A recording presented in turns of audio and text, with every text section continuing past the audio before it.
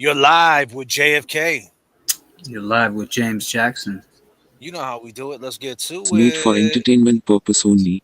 It doesn't mean to hurt any. No. And don't take it seriously.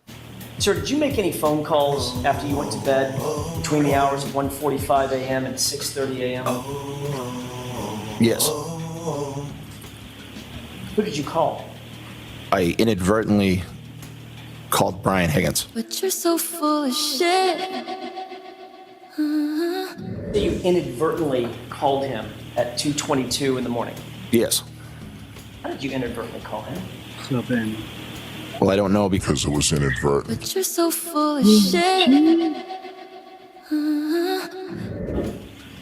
Isn't it true that at the other hearing you indicated that at or around the 2:22 time frame, you and your wife were in bed together in an intimate situation? Yes, around that time.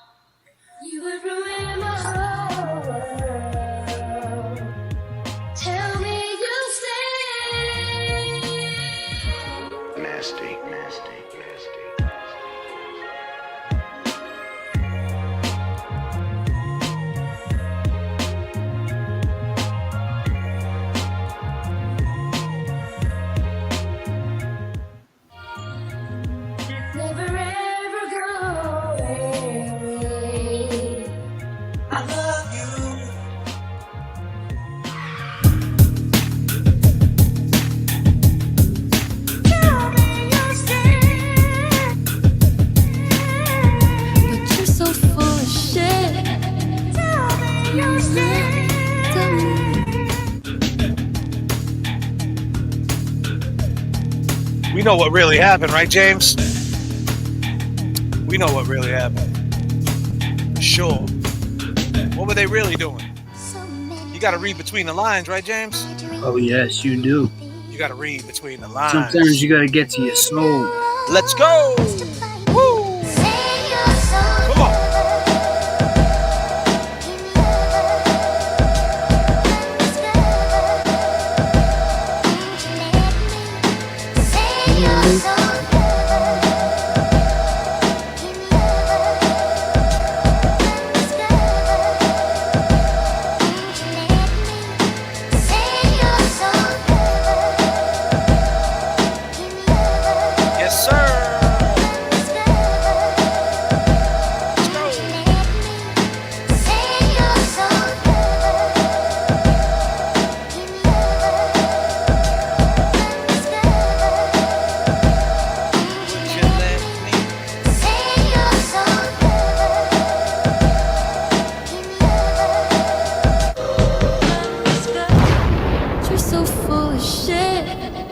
Believe you, Maddie M. You're so full of shit.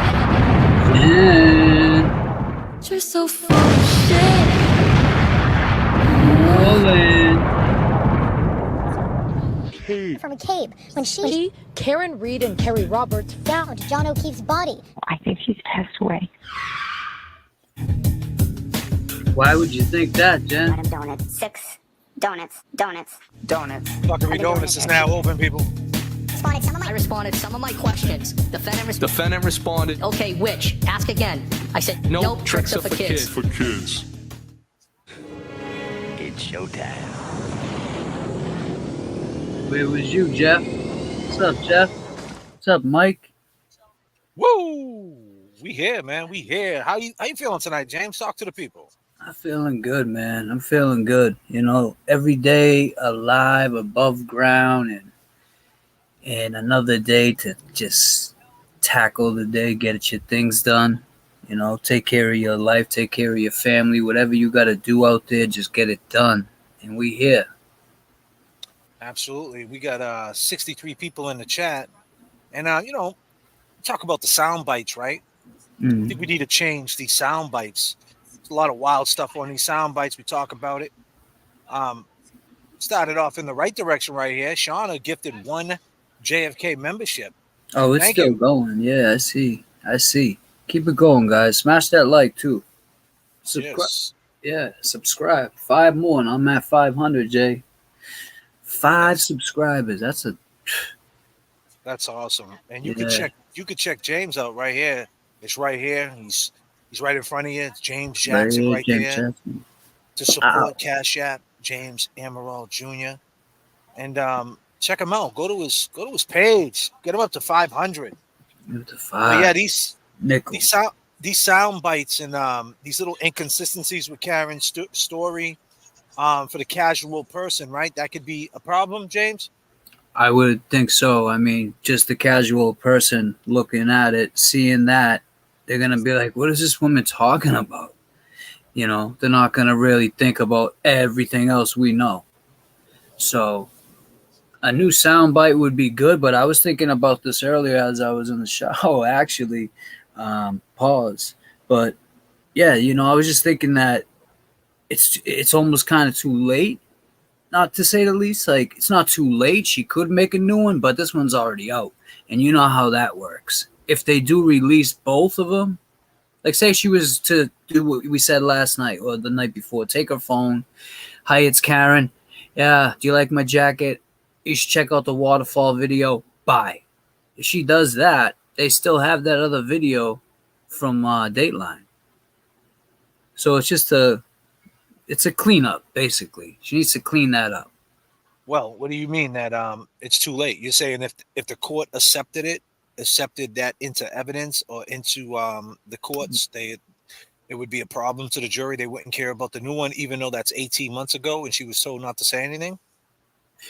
Well, that's what I would think would be the fight. You know, that was Karen Reed 18 months ago. But then they just, you know, it's still something. It's still something to think about. But I'm all for a new one. Well, let me ask you this. Do you think if she did modify her story a little bit, would people turn on her? Teresa, peace. Thanks for the $10. You're awesome. Go ahead, James. Teresa, thank you. Do I think they would turn on her? No, I don't. Honestly, I don't. I can't see anyone turning on her unless she comes out and says, like say, hold on, let me put my coffee down. Disclaimer. If she was to come out and say, you know, I did this, then they might turn on her, but I don't think they would turn on her if she was just like, you know, only. It doesn't took a little responsibility and said, don't take it seriously. Yes. Sir, did you make any phone calls after you went to bed? Yes, I did do this. I did make these calls behind John's back. There was an argument at the Waterfall. I shouldn't have taken him there. I knew there was going to be a fight. Something. Change the story to something like that. You know, she got a lawyer the same day. You know, she on the 29th, after that happened, on her way to Dighton, she told her dad she needs a lawyer. She's a smart lady. That's all I can say. But why is she? We're talking about right after she found out John's dead. So we're talking about the casual fan here. So Jeff is saying, shout out Jeff. What up, Jeff? How you feeling tonight, Jeff? What's up, Jeff? Hope all is well with you. Nothing but respect to Jeff. Jeff is on the other side. Mm-hmm. But Jeff got questions. And Jeff said it's admissible because it was public. You're right. But I don't know. I think they got to give up. I mean, they might use the Dateline one. We know they didn't use the 2021 in the last trial. And the Dateline one was out there, bits and pieces of it, right? There was a whole show last time on Dateline, or was it just little sound bites 18 months ago? Because I know that was from 18 months ago and they actually did. I think well, they didn't use obviously they didn't use the 2021 the first 2021. Which one was Alan trying to get them to rewatch? That was the video. That was the Waterfall video, James. Oh, okay. That had nothing to do with that. So they didn't. When they go to release it, they got to go to the media company and they have to release the footage. Right. But Jeff is making a point that it was public. So I think saying that they want the Fox News, they want the Fox News with the dad, because he talked to Ted Daniels. Did you see that? No, I didn't see that. He talked to Ted, John O'Keefe's dad. Yeah, like a year ago. Wow. Super Sticker Kelly Hill, what's up? So they're trying to Nice.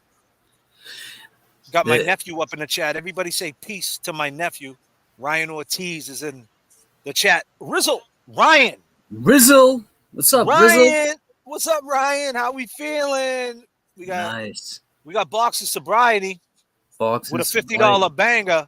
Keep fighting the good fight. You guys need to go to Box of Sobriety. I'm involved in that. Came up with the idea with me and my buddy Brad, brainstormed. Brad took it amongst himself to put it together, directed it, got the people involved. He's showing you two sides. He's showing you some techniques in boxing, and he's also talking sobriety on the Mitt Chat. He calls it the Mitt Chat, and I actually edited it. We got some nice episodes. Yeah, the episodes are coming out real clean. Go to Boxing Sobriety right now, people. Boxing Sobriety at $49.99. Go there right now. Slide over there. Give him a subscription. We're going to be talking to him about it. We'll run some of the episodes on here so you can see exactly what we're doing.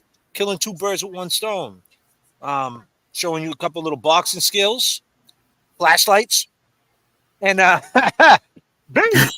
flashlights, yeah, flashlights, and he'll teach you how to throw a good jab and how to move your body, and also he gets down to sobriety. Flashlights and magnets. The magnets in here, you got to keep them, huh? So go check out Box of Sobriety. Go check him out right now. $49.99. You're far too kind. You're far too kind. What up, B? Hope everything is well. I see you. So back to what we're saying. We're saying that Jeff Williams says it's admissible because it was public. Now, we know that Hank Brennan, if he's on zombie mode, if Hank Brennan is on zombie mode and he's against her, then he's definitely going to play that video then, right? And he's going to want to know what happened. But this guy, Hank Brennan, right here, let's just look at Hank for a minute. They really credit you with bringing out the government part of the corruption. Well, we expect our criminals to commit crimes. That's what criminals do. We don't expect that from our law enforcement. Everybody, Hank Brennan. Them, but they really credit you with bringing out the government part of the corruption. Well, we expect our criminals to commit crimes. That's what criminals do. We don't expect that from our law. Woo, you heard it from Hank Brennan himself. I mean, it's hard to believe that this guy who thinks Whitey Bulger's not a rat would think Karen Reed is guilty. I mean, this guy he firmly believes that, Jay. He went to his funeral and everything. I think Hank even shed a tear at the funeral. But he said it. You heard it right there. He expects criminals to do this, not law enforcement. Can Hank prove Karen hit John and killed him? No. We all know. I don't think you could prove that. And that's the problem. Can you prove they beat him up though? Either. Right. So now we're in a pickle, right? Like who did what? And that's what I think Hank is trying to figure out. So tonight, we usually start the show off, James. We got 103 people in the chat. You do the honors, my man. Yes, chat. If you had one word, just one, to describe Karen Reed, what would it be, chat? Let's go, Rizzle. One word. This is your chat, people. Let's go. Let's go.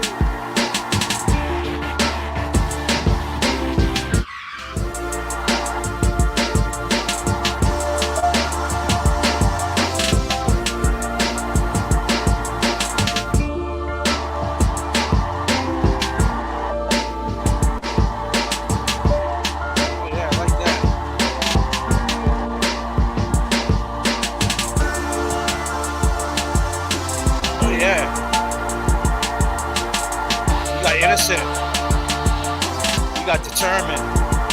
Aye. We got badass. Woo-hoo. We got beautiful. Kick the doors out. And we think. Kick Confident. the cockpit door down. I am not the chosen one that you speak of. I am not.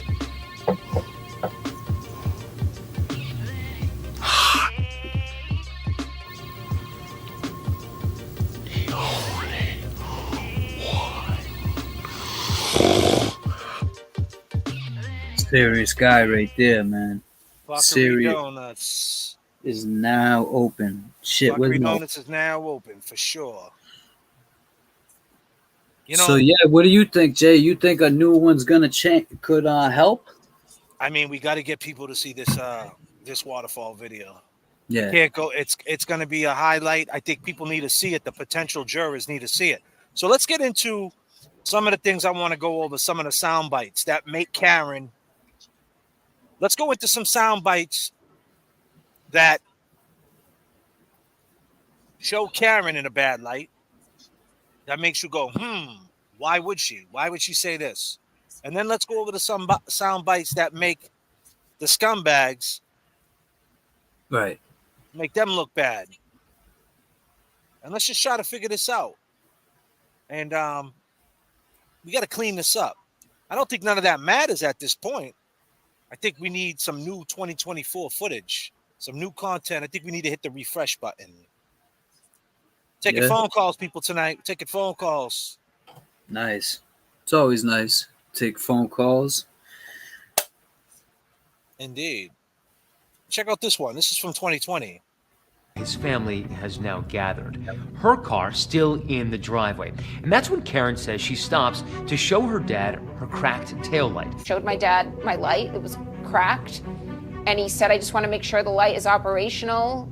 I'm not going to make sure the light is operational. Now, the question is, right? Why are they so staring at this taillight? Now, coming from the brain of Hank Brennan, this is not coming from JFK. This is coming from, if I was in Karen's position and there's footage out there showing my dad staring at this taillight that only had a crack. It's a blizzard. You're not using the taillight to drive forward. So it really doesn't make a difference if it's cracked or not, right? And this is right after John died. And they're staring at this. The only thing I could say to that is to the effect of when all that shit happened so fast when they were trying to convince her that she hit him. So now in her mind, she's like, did I? Dad, do you see anything wrong with my car? Maybe that, might clean that. So that's cleaned up right there, I think. Hank ain't even, and plus, if you look at it, it's all. Did she say? But she never said that. She never said that. I said it for. I just said it for. Say it again, James. Shit. I don't even know how I just said it. I mean, you rewind, replay crew. But what I said was, shit. Help me out here, Jay. She could have. She could have been convinced by the crew that, she hit the car. Oh, did I hit him? Did I hit him? And she said to her, oh, man, Dad, can you check out my car and make sure it's good? And he's like, yeah, I don't see nothing wrong with it, Karen. No, you didn't hit him. Don't listen to them. But hold on a second. Listen, it took me a lot to catch my thought. You saw that. Go ahead. All right, so peep game, though. But she didn't say it on this interview right here on 2020. All right, I'm going to rewind it. His family has now gathered. Her car still in the driveway. And that's when Karen says she stops to show her dad her cracked taillight. Showed my dad my light. It was cracked. And he said, I just want to make sure the light is operational. I'm not going to... Make sure the light is operational. Not going to put your car back on the road if I know it's impaired in any way.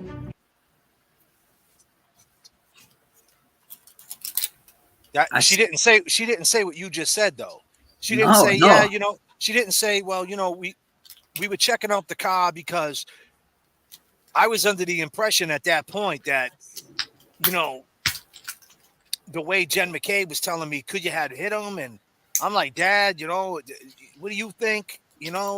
She didn't say all that. She just was like, if the car's operational and if it's intact, like she said, like some sophisticated words. I'm just saying, like, why are you worrying about a taillight if you told your dad? You got to keep in mind, she told her dad that at this point she didn't know what she hit, right? And her dad's looking at her car, which is understandable.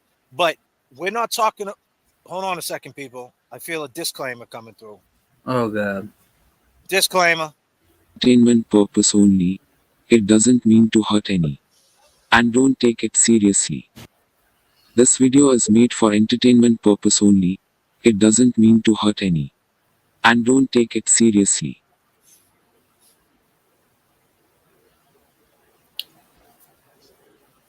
Go ahead. What were you gonna say? Disclaimer. That you might get hit with a disclaimer. Well, you know, people are gonna say, "What do you I mean, know. dude? She was, you know, she was grieving. John just died, and she thought she hit something. Her father was just looking at the truck." You gotta understand, this is an LX 570. This ain't a 1975 Cadillac. This No, thing could have. That's what I'm saying. Out This thing through could snowbanks. Yeah, this thing could go through mountains. You know what I mean? Like, so why are you looking at the tail light? Like, why? What? Because we seen you hit the car. It wasn't a big bang. When you hit that car, like, you hardly even felt it. We seen it in the video. I'm Hank Brennan. Right now. I'm investigating this case from the mind of a DA. I'm just saying. I'm like, all right, we seen you in the car. You hardly even touched that car. Why are you stressing that you hit something? Because it wasn't you're not stressing because you hit John's car. That was a tiny hit. You hardly even. We seen you in the car. We seen her, right, people? We seen her. I mean, did she hit it hard? No, it didn't look like it was So hard. So during her boyfriend's death, just came home from the hospital. Everybody's staring at this fucking taillight. So, like, you didn't hit that truck hard, right? So what did you hit hard, man? That's the question that I'm pretty sure the other side wants to know. The length of sex will. Yeah, we talked about this last night, Jeff. You wasn't around last night, Jeff. You was out eating ice cream. Yo, look at Linda. She said, JFK, you sound like you working for Brennan. No, he doesn't. He just sounds like what Hank Brennan's going to want to know. This is what Hank's going to... That's the problem. Hold on a second, Linda. Linda, this is for you. Linda. Entertainment purpose only. It doesn't mean to hurt any. And don't take it seriously.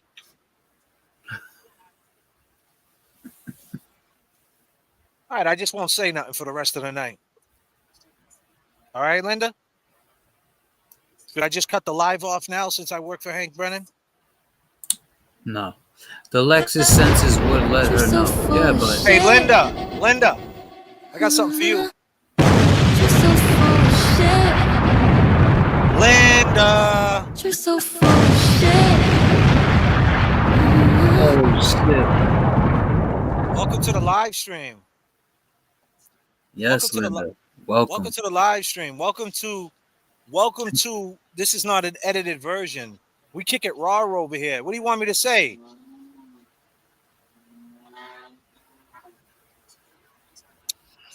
I don't know. I'm not going to say nothing more about it no more. No, whatever. Just I'll let you talk. I'm going to chill because Linda just made me not want to talk. Well, I think that what we're trying to say here is, what the point is, these are questions Hank's going to ask going forward, Linda. All right? Everybody welcome Linda to the chat. How you doing, Linda? Anyway, I think that this is going to be something Hank's going to ask going forward. He's not going to focus on anything else except for the waterfall video, the tail light, all these questions that you see. Don't be moody. Jay, just come back on. I mean, I ain't going to sit there and entertain.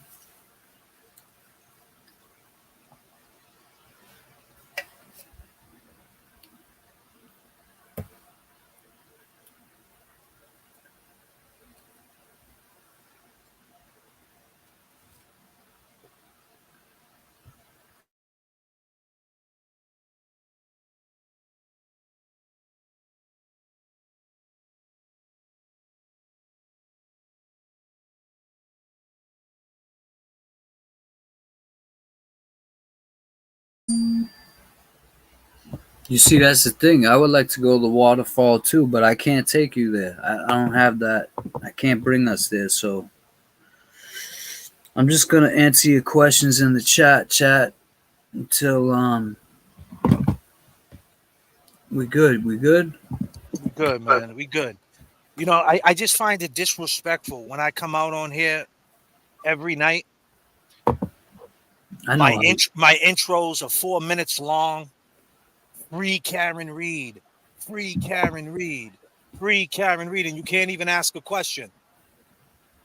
You can't pose a question. You don't want to live in reality. You want to live in a box where, you know, and it's like, it's not just Linda. It's not Linda that makes me upset about it. It's just like, it just gets to a point where it's like, you know what? I don't need that. I don't need that type of madness. I just don't. I need to take a break. I don't want to attack Linda. You know, I could sit there and I could block Linda right now, couldn't I? You know, I could say, I could call her out, but I don't. Linda, you have a right to your opinion. I totally understand, but you just took a shot at me. You said, what do you work for Hank Brennan? No, I don't work for Hank Brennan. I actually totally against guys like Hank Brennan if they're on that side. I just find, if you look at the facts, right, James, let's get to the facts about Hank Brennan. Hank Brennan was a prosecutor, right? Yes, he was. And then what did he do? And then he also represented Whitey Bulger. Hold on. Let's stick to the facts. Oh, okay. But what did he do, though? To represent Whitey Bulger, what did he have to become? He can't. You know better than me. Come on, James, man. He was a prosecutor, then became a defense attorney. And now he became a prosecutor again. Now, you tell me where, right now, where you've seen someone go from a defense attorney making money, from a prosecutor in a district court, Essex County, to a defense attorney who starts making his own money, and he's doing real good at it. He was as good as Yannetti, as good as Alan Jackson. He represented in federal court. I mean, the dude's got a high law. He wasn't a court-appointed lawyer, is what you're saying. No, what I'm saying is, I mean, obviously he's not a court-appointed lawyer, bro. I'm saying that he was a prosecutor and became a defense attorney, a high-level defense attorney. Not every defense attorney can work in federal court. You got to know federal law. That's a lot different than the state law. And right. He worked in the federal court, and he backed up Whitey Bulger, and now he went from that to back to the prosecution's office. Like, where does that happen? And then he's only taking the case for $70,000. So, yeah. So when you look at that baseline before we know anything, one would think that maybe he's trying to figure a way out of this.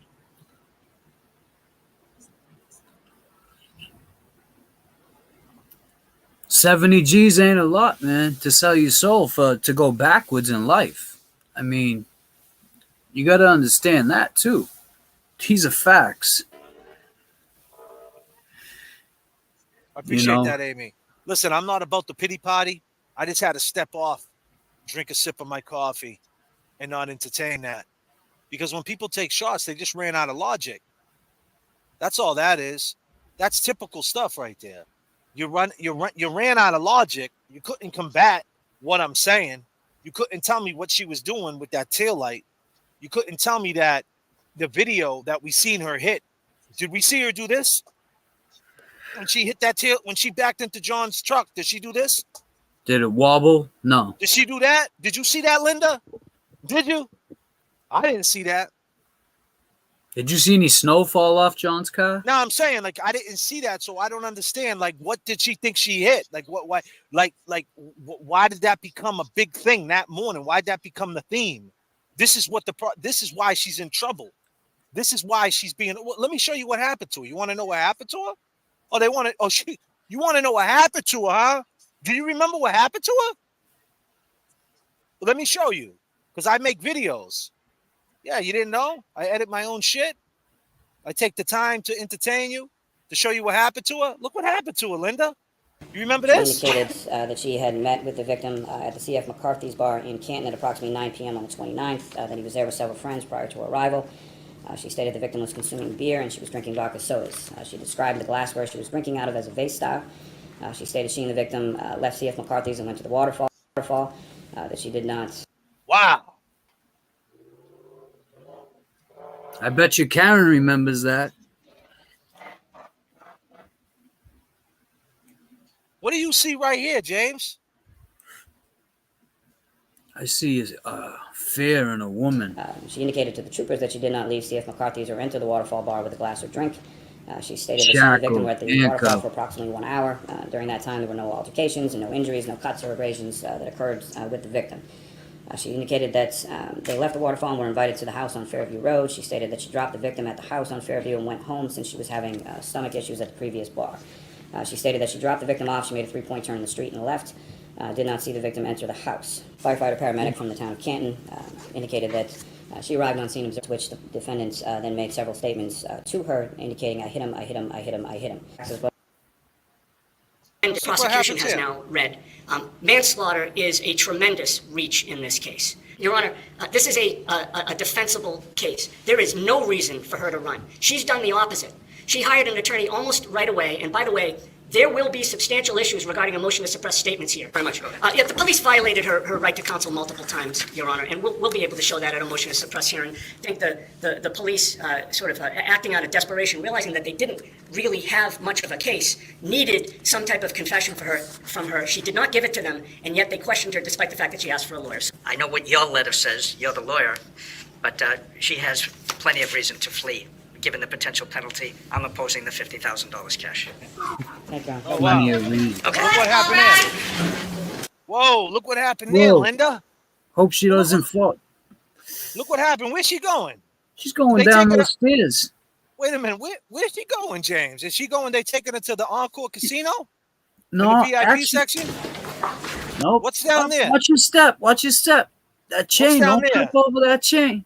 That's the man. Piss, shit. Everything you can imagine is down there. Disgusting. So but you know my what? point is, this is her baseline, right? This is what she knows. This is what her mind's on. So this is what she's up against. If you read the header of the video instead of clicking on the live and read the header, it says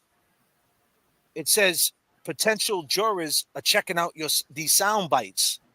They're looking at this. They're looking at this. This is what's readily available to them. This is what they're gonna hear. I hit him. I hit him. I hit him. Jay, you know what else? My tail light. My tail light. Go ahead. She said, I made a 3-point turn just there. And then in the other one she just did, she said she pulled off slowly. So what, Hank, you don't think Hank's going to say, which one was it? I mean, these are just... So we go into the house. These are the facts, man. John's nephew was not home from his sleepover yet, but John's parents, Paul, his brother, and his niece were there. Karen says John's mother seemed to keep her distance. They had pulled into the driveway before me, so I was presuming she saw my cracked taillight. Now, let's keep it 100. These are the sound bites. So you think after Karen, hey, corrupt, I'm not even wound up. My heart rate is at 60%. You don't want me to get wound up, hey, corrupt. I'm chilling in a polar bear's toenails, girl. I'm definitely not wound up at all. I'm just sick of doing shows, kicking the live and entertaining and breaking things down and letting people know the reality of the DA's office. They don't care what I say. They don't care. I could say that she's innocent. It doesn't matter, right? So what I'm trying to do is I'm trying to put the word out there like, hey, listen, Karen, if you're watching, friends of Karen, if you're watching, maybe Karen should do a video. I said it last night. I wasn't trying to do the same show that I did last night, but obviously people don't take their time to do the due diligence to really understand what I'm on. It's free Karen Reed all day. I do not think Karen Reed killed John O'Keefe, but that does not mean that during this whole shitstorm, she didn't make some fatal mistakes to get herself hemmed up. You ever hear that? You ever hear that saying, you got the right to remain silent? Whew. She said, do you remember how she said they came to at her house? Look at this. Thinking, did you hit my son? I could sense from So I was presuming she saw my cracked taillight. So I was presuming she saw my cracked taillight. So you think that after Peggy O'Keefe, right? Now keep in mind, why do you think this case is going so far, James? One of the main reasons we talk about all the time when it comes to the O'Keefe family. Why do you think? Because they're not convinced. They're not sold that Karen Reed is not innocent of this. You need to convince the O'Keefe family. I mean, you need to convince the family of they lost their child, their son. You need to convince the mother. You know? So right after you guys leave the hospital, you're in the house, and what's on your mind is you think that she's seen your cracked taillight.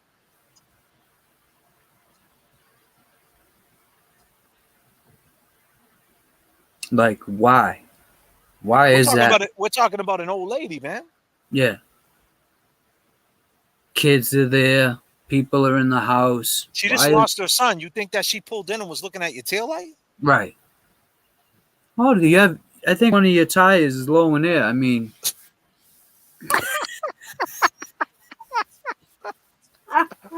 oh shit! Shit. You know what that is, right? Oh man, dude. Yeah, that's 100% a disclaimer, bro. Phone call. This video is made for entertainment purpose only. It doesn't mean to hurt any. And don't take it seriously. Sir, did you make it? Disclaimer. Jeff he said, earlier Jeff said one of us I'm on the wrong side because he agreed with something. So Jeff, I just want to know, do you think we belong on that side? No. We're on our own side. We have our own beliefs. Yeah, but this is what she said on national TV. This is like, why would you say that? This was a long time ago. I'm sure she would want to clean this up. So the question is, should she do a video in 2024 before the new trial? If there is a new trial, this is just a question. I propose a question. This is not something that I'm working for Hank Brennan. Hank Brennan already seen all this. This guy's a genius, man. So ain't keep in mind, Hank Brennan, man, he knows he's looking for things like this. This is not a hard find, man. This is real easy shit. This is what would strike anybody. You can't tell me what you just heard right now didn't make you say, It would make anybody say, because it's like, why are you worrying about a taillight? Why are you thinking that his mother's looking at a taillight? Yeah. Look, let's just keep it going. Did you hit my son? I could sense from her that she was looking at me very warily. I said, Dad, come upstairs to the master bedroom. And I said, I think I need to leave. I said, I think John's mother thinks I did something to John. At what point on Saturday the 29th did you have the wherewithal to think, maybe I need an attorney? As soon as I interacted with John's mother,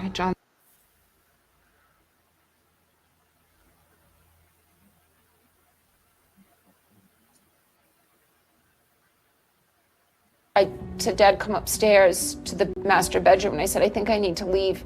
I said, I think John's mother thinks I did something to John. At what point on Saturday the 29th did you have the wherewithal to think, maybe I need an attorney? As soon as I interacted with John's mother at John's house. When we were driving home, I said to my father, I got to get an attorney. That's a smart move to get legal advice under those circumstances. She had hired an attorney. That was it. No more contact. No more contact. Now, when I played this video for the replay crew and anybody that's just stepping into my live right now, I said I'm going to play some funky sound bites of her to show why the prosecution team, preferably Hank Brennan, is trying to figure out why would she say these things. Did something else happen that night? What exactly happened? Maybe there's more to the story. And we got Hank Brennan pegged wrong. Or maybe Hank Brennan is a straight up zombie and he's going to just cut her throat and just watch her bleed. I don't know. But I said I'm going to play some sound bites from her that shows weirdness, because let's just play some of him. You went to bed between the hours of 1:45 a.m. and 6:30 a.m. Yes. Who did you call? I inadvertently called Brian Higgins. But you're so full of shit. You inadvertently called him at 2:22 in the morning. Yes. How did you inadvertently call him? Well, I don't know because it was inadvertent. But you're so So replay crew, if you're just checking in, he also said he's going to play some snippets from the other side and how they sound so full of shit. It's not just Karen Reed sound bites. full of shit. Isn't it true that at the other hearing you indicated that at or around the 2:22 time frame, you and your wife were in bed together in an intimate situation? Yes, around that time.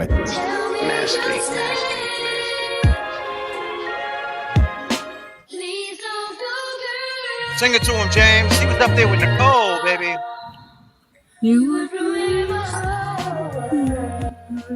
Go ahead, James. Nasty.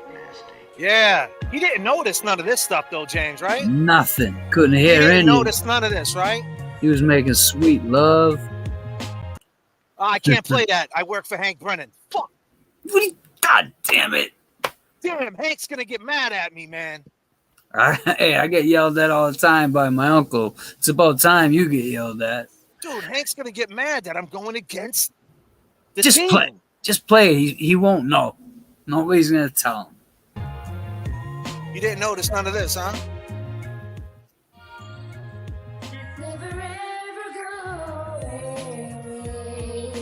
Look I at love him. you, Nicole. I love you, I Nicole. love you, Nicole. Oh, we know what really happened. But you're so full of shit. Tell me your Shit. Well, so if Hank Brennan watches that and then he watches this, the question is, what the fuck happened? Beetlejuice. Hank Brennan's head's gonna be spinning. What the hell is going on? That's what Hank is. He's in a pickle right now. Oh man, we love you too. It's wild, man. So let's get into another soundbite by Karen that makes things crazy. Let's see. Let's get into this one.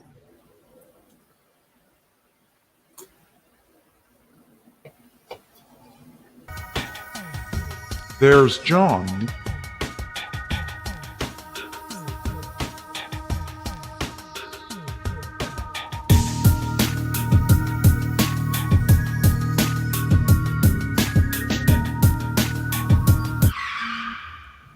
Yeah, we're going to Brian Albert's house. Brian Albert. Yeah, which I had never been to.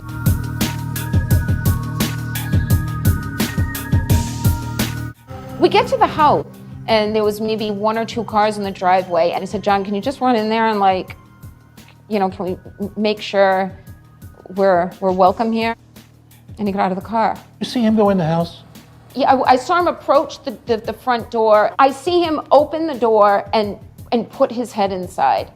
And I looked down at my phone, and in a matter of seconds, I look up and he's not there. Waited for him to reemerge, which I assumed was going to be in moments, or that he'd yell to me from the front door, "Okay, It's good. Come on in. yeah, come on in." Pissed me off because 1, I didn't really want to be there. 2, I had to go to the bathroom. Within Dennis probably 2 full minutes, I start calling him. So What happens next? I left, and I just called him. I called him just over 50 times. 50 times. Yep. And they were just going to voicemail. When I woke up after 4, I knew something was wrong.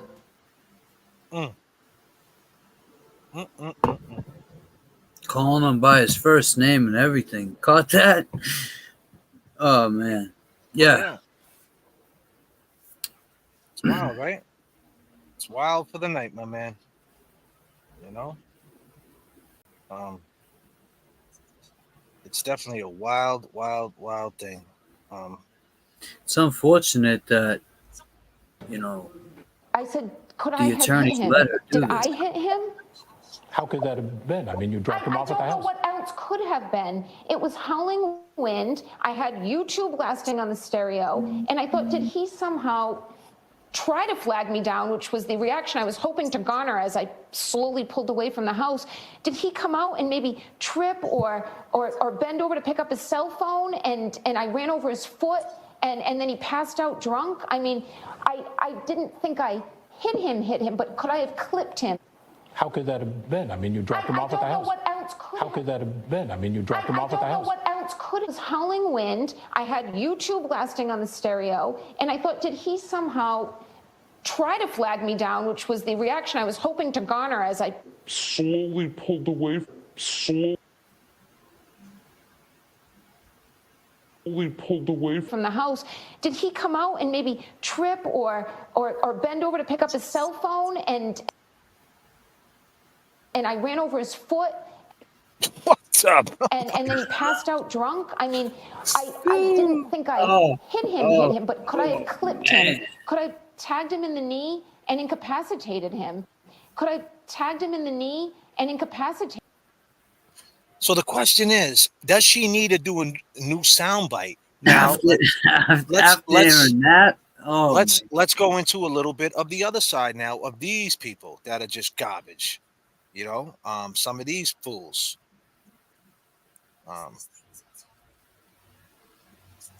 Straight liar right here.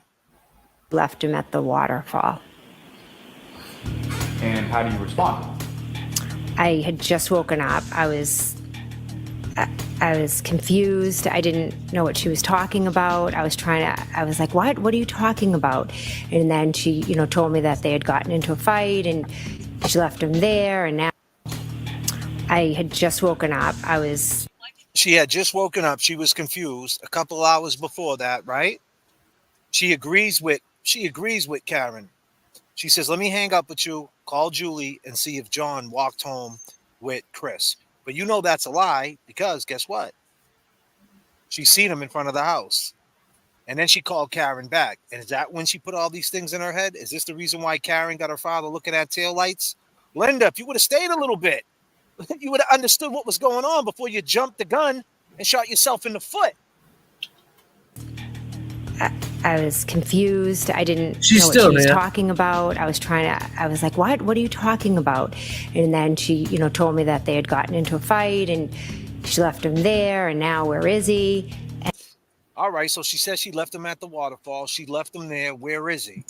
I left him at the waterfall. There. Where is it? Let me hang up, Karen. Karen, I'm going to hang up with you. I got to call Julie because Chris was one of the last people to leave, because we seen Chris.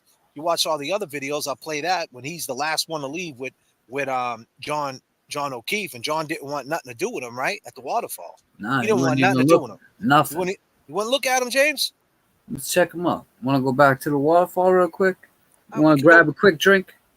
You want to go back to the waterfall? Yeah, let's go do a shot. All right, we can go back to the waterfall. What are you drinking?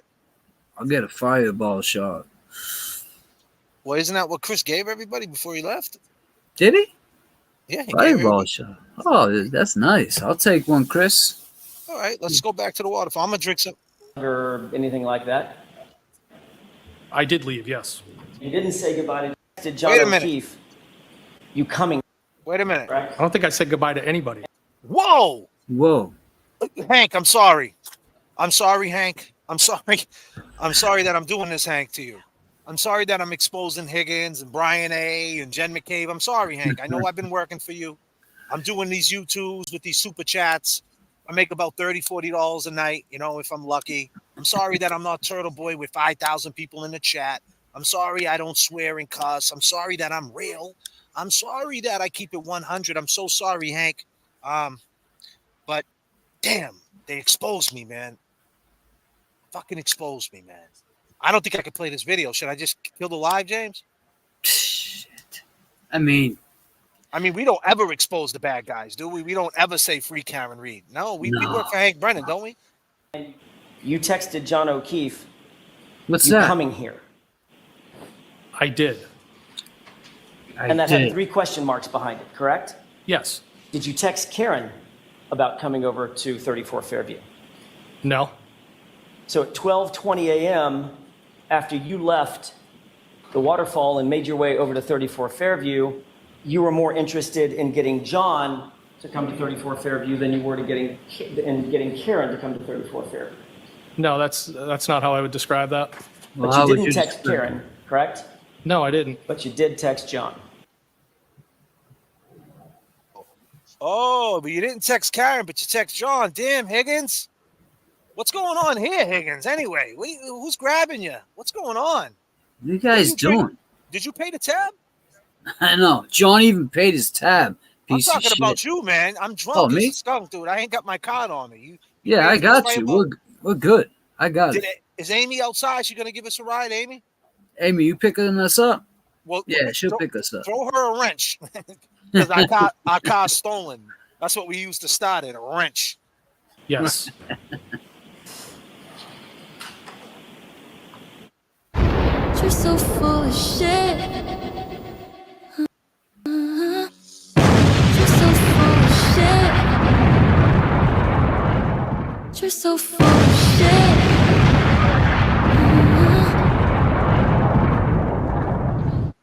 Look what happens here. Oh no, everybody turns around.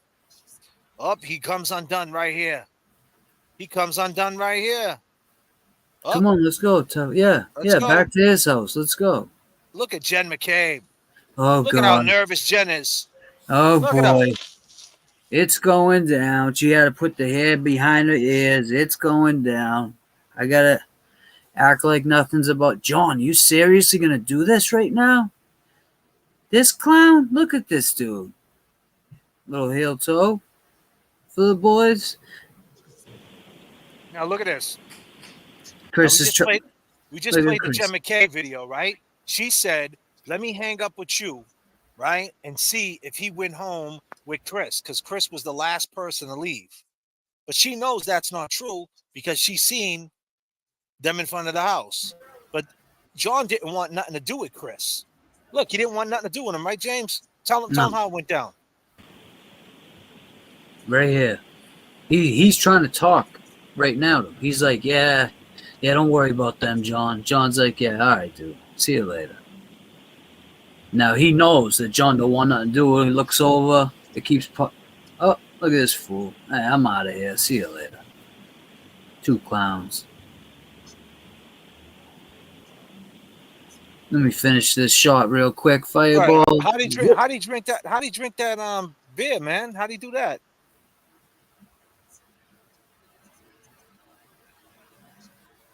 Do that again, James. Show him again how he did that.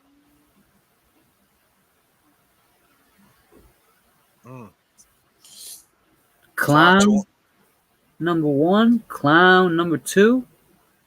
I'm out of here. Let's take it right there again. Look at this. Heel toe. Taking this cup with, taking this glass with. Trying to talk to him too. He's like, "Come on, John. It's not that serious." Look at Maddie talking this guy's ear off all night. Look, it's all good. Look, there he goes with the cup. You ready? Here he goes. Looks over. This dude, Maddie, I'm out of here. I'm even taking this class. Look at it. So he took the cup, right? Yeah. So the question is, why did Jen say, let's get back to Jen. I'm sorry, Hank, that I'm doing this to you, Hank. It's ooh. This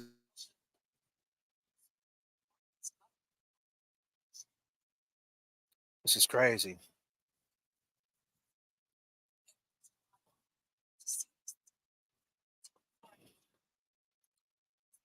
Let me pull that up.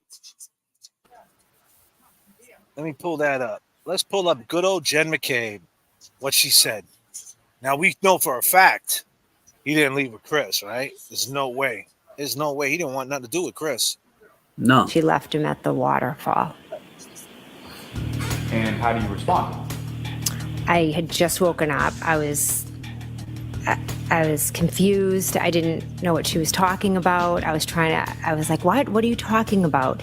And then she, told me that they had gotten into a fight and she left him there and now where is he? And she was just... Call 911, officer down, don't make a sound. There's an officer in the house. Was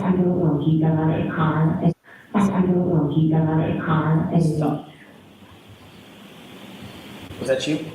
Yes, that was. Is that the 911 call? Yes, it was. And what did you just say? I said, I don't know. He got out of the car. And this was at 6:03 in the morning, correct? Correct. In that 911 call, you said he got out of the car, didn't you? I did, because Karen Reed had told me that she had left him there. No.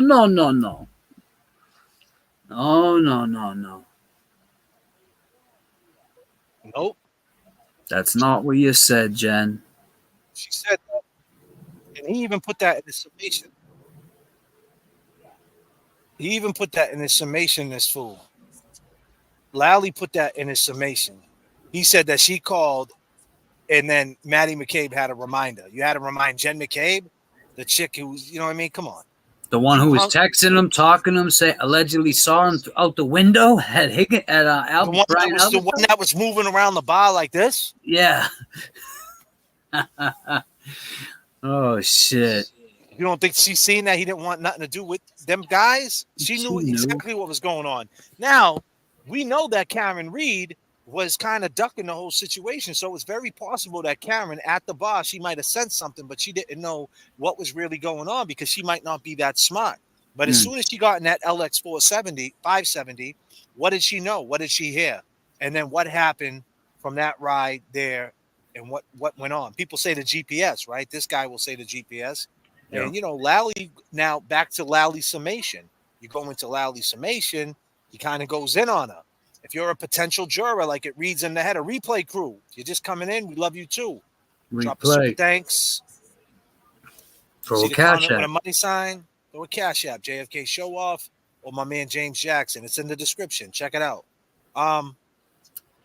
Now, if you're just a casual person trying to figure out this case, you're gonna get right down to the nitty gritty, right, so to speak, and you're gonna go to the summations. So let's listen to some of Lally's summation of what he had to say. And this is if you're casual, you're not in this universe, you're not Linda, because Linda knows everything about this case. Hold on, to segue off Linda real quick, she just said, Jay, I would like to hear Snake Bitten tonight after being reprimanded. LOL. Oh, you want to hear it? You can download it on iTunes, Linda. I don't think that Linda understands. It's not like I said. If you listen to what I said it's not just Linda. It's that you don't understand how much heat we get on the internet a day in the comments. You know how many people come at us a day? You know how much shit I read a day? You wannabe, you fake rapper, you guys are telling lies, you guys are gonna get arrested, you guys, I'm getting emails. They got me on Twitter, they're taking sound bites of what I say on Twitter, got me sounding crazy. I hear it all day. The last thing I want to see in the chat is someone saying that I work for somebody before I make the point. And when I see that, sometimes it just gets to me. I'm like, wow, it's like that, huh? When I'm just trying to do a show, a beginning and a middle and the end, if you just want me to get on here and talk about duckies and you want me just to talk about nothing, if you want me to get into the case, I'll get into it. And some of it might not be in Karen's favor. I totally understand that. And I don't like that either. But this is the reason why she's in trouble. They just didn't indict her because they didn't just indict her and put her through this because there's no evidence. It's reality, man. Yeah, so I'm just trying to understand. I know it gets uncomfortable sometimes, but the last thing I want to hear is like people that I thought was cool turn their back on me. That hurts, man. Yeah, it does. It does. And it's uncomfortable, I bet, too, for Karen in there. For what? for Karen in that court. It's uncomfortable for everyone in that courtroom too. It's an uncomfortable position to be in. Let's listen to what this fool got to say. Then starting with 2:38 p.m. The defendant texts John, "I'm going to grab a drink in a bit." 2:38 in the afternoon. Around 3 p.m. is the testimony you heard from Erin O'Keefe in regard to the defendant texting her, asking if she can go out without her husband, Paul, asking to go out for a drink. This is while Erin O'Keefe testified she was waiting for one of her children at the bus stop, picking that child up around 3 o'clock in the afternoon. This is also the point at which the defendant says to Ms. O'Keefe, "Wish I didn't speak to another O'Keefe after 2004. 7:30 p.m., you have Mr. O'Keefe and Mr. Camerano arriving at C.F. McCarthy's, with the defendant arriving at 8:51. 8:58 p.m. is when the defendant receives drink number 1 at C.F. McCarthy's. Vodka soda, tall cylinder glass, lime and a straw. 9:13 p.m., drink number 2. 9:20 p.m., drink number 3. 9:33 p.m., drink number 4. 9:57 p.m., drink number 5. 10:22 p.m., drink number 6. 10:29 p.m., drink number 7. 7 drinks from 8:58 p.m. through 10:29 p.m. when she receives that last drink at C.F. McCarthy's. Drink that she indicates to Sergeant Mechanic and several others on the next day that she did not take with her from C.F. McCarthy's to the Waterfall, which several individuals at the Waterfall testified that she produced from her coat when she walked in, and that you can clearly see on the C.F. McCarthy's video her walking out the door with the same tall cylinder glass in her right hand.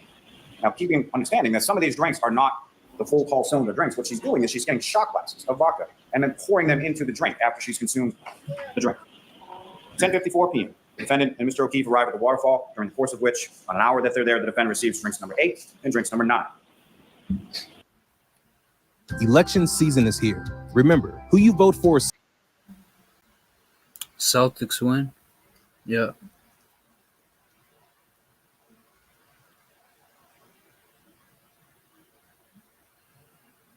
Jen never said officer down. Why the hell?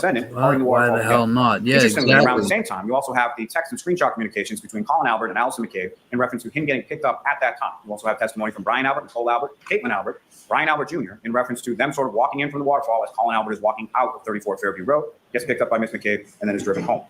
1 minute later, 12:11, Mr. O'Keefe is then on the Waterfall video walking out with a cocktail glass in his right hand. At 12:14 a.m., Mr. O'Keefe texts Miss McCabe, "Where to?" 12:14 a.m., based on the fact that she's driving, and Madam McCabe indicated in his testimony that she should call him instead of texting while driving. Can't hear you. Can't hear you. That's the biggest lie he said in that summation right there. He said that she was driving. That's the reason why he called when John O'Keefe texted her, "What's the address?" She didn't text him back. She could have just handed the phone to Maddie and said, "Yo, text 34 Fairview." But he said she was driving. So Maddie said, "Hey, call him back." Because she called him back, not with the intent to give him directions, but to tell him what the fuck is about to go down. Yeah, bro. Yes. Just from Maddie's testimony, you knew that. Yeah, watch this. Ms. McCabe calls John O'Keefe. He speaks with him regarding directions or going over which way to come in Chapman Street over Cedar Crest as far as coming into Fairview Road. 12:38 a.m., the defendant's vehicle drives by the Canton Library. You can see that on the video. 12:56, the defendant drives by the Temple Beth Abraham video. Again, you can see that on the video. Remember also the testimony from Lieutenant Tully in regard to the CSLI data and the ranging data in reference to coinciding with what you observed the black SUV from each of those respective videos. 12:19:32, Mr. O'Keefe enters 34 Fairview Road into his Waze app on his phone. 12:23 a.m. is when the defendant conducts a 3-point turn on Cedar Crest and travels. What's this right here? I'm guessing that either retired Sean or AK turned on you. Who's AK? I don't know. AK-40. What's that mean? So I guess Adrian. Nah, man. It turned on me. Turned on. What's that all about? Yeah. Turned on me. See, this is what I'm saying. Like, who is like this is what I mean, Linda. Like, you get this. Like, what does that even mean? Sean turned on me? Like, you have no idea. I talked to Sean the other day. Like, what is that? Like I didn't come into this game. I didn't come into this game with Sean. Like, Sean does his own thing. I do my own thing. And Turtle Boy or whatever, I don't really care. Like, no disrespect to him, but like that's like. Yeah, it's his thing. He's doing his thing, man. He doesn't care about me, and like he's got all you guys. You guys love this dude. He's your god, and that's cool. You know what I'm saying? I'm not hating on him. Make your money, do your thing, my man. You know what I'm saying? Fight the truth. Do whatever you got to do. You know what's that got to do with me? That's what I'm trying to understand. Like Right. that's that weird shit I don't get. I just Well, don't understand. it's not just you; it's either of us. So it could be me too. So it's just shit we gotta deal with. That's what I'm saying. So like we got to deal with stuff like that, and it's just so corny because it's not real life. You know No. what I mean? For me, it ain't. Like when I shut this computer down, I'm going to the gym. I'm talking to real people. This shit don't matter to me. I'm gonna keep it 100% real. I don't want to see Karen Reed go to jail, but whether she goes to jail or whether she doesn't go to jail, it ain't gonna do anything for my life. Same way if the Celtics win or the Celtics lose, it ain't doing nothing for me. At the end of the day, it ain't putting food. You know what I'm saying? Like I don't want to see anybody go to jail. To be honest with you, But I mean, at the end of the day, this is not my life. I'm just here, just throwing some commentary on it, and just giving you some angles Thanks, and giving Mike. you some insight. That's all. That's well said. I don't think people should take it so serious. Travels back toward Fairview. That's from Mr. O'Keefe's GPS native location data from his phone. Around the same time, at 12:23 and 12:24 is when you have that testimony from Ryan Nagel, Heather Maxson, and Ricky D'Antono pulling into Fairview Road around the same time and pulling in behind the dark SUV. 12:25 a.m. is the last native location GPS data of John O'Keefe. All right, so listen, I got time today. Since I got time tonight. It's a little intimate chat. I got time tonight. I usually would never, ever in my life even look at this, but you mentioned that someone has turned on you. You look sad. I felt bad for you is all. No one turned on me. It's not No about one anybody. turned on me, as far as I know. No. He's talking about Linda, the situation with Linda, or she's talking about Linda. I don't do the pity parties. I'm just saying at the end of the day, it's a live stream. It's not an edit. There's a beginning, a middle, and the end. Let me get to the end. I'm at the end of the show now. I'm showing you both sides. When I'm doing something in the middle, you can't just jump down my throat and assume that I'm going at Karen. I put up the disclaimer so many times to say, hey, it might be uncomfortable when we pinpoint some shit Karen did that makes you question her. It is what it is. You know what I mean? Like, I didn't do it. I didn't cause that situation. You know what I mean? So, but I'm trying to show you where Karen stands in all this in the court of law. That's all. So look at what he says. O'Keefe's phone. It's in that area between 32, 34 Fairview Road, where his body is discovered the next morning, in which there is no movement of that phone from that 12:25 a.m. period until Miss Roberts then picks up the phone on the grass underneath Mr. O'Keefe's body sometime after 6 a.m. What you have up on the screen right now is that data, those plotting points that Trooper Garino was testifying about as far as the movement of the vehicle. The movement of the vehicle as it comes down Cedar Crest, passes by Fairview, reverses direction, and then comes down Fairview, moving up, as the witnesses described, eventually stopping in that area of the property line between 32 and 34 Fairview Road. You're 62 and saved up $700. Thank you, Amy.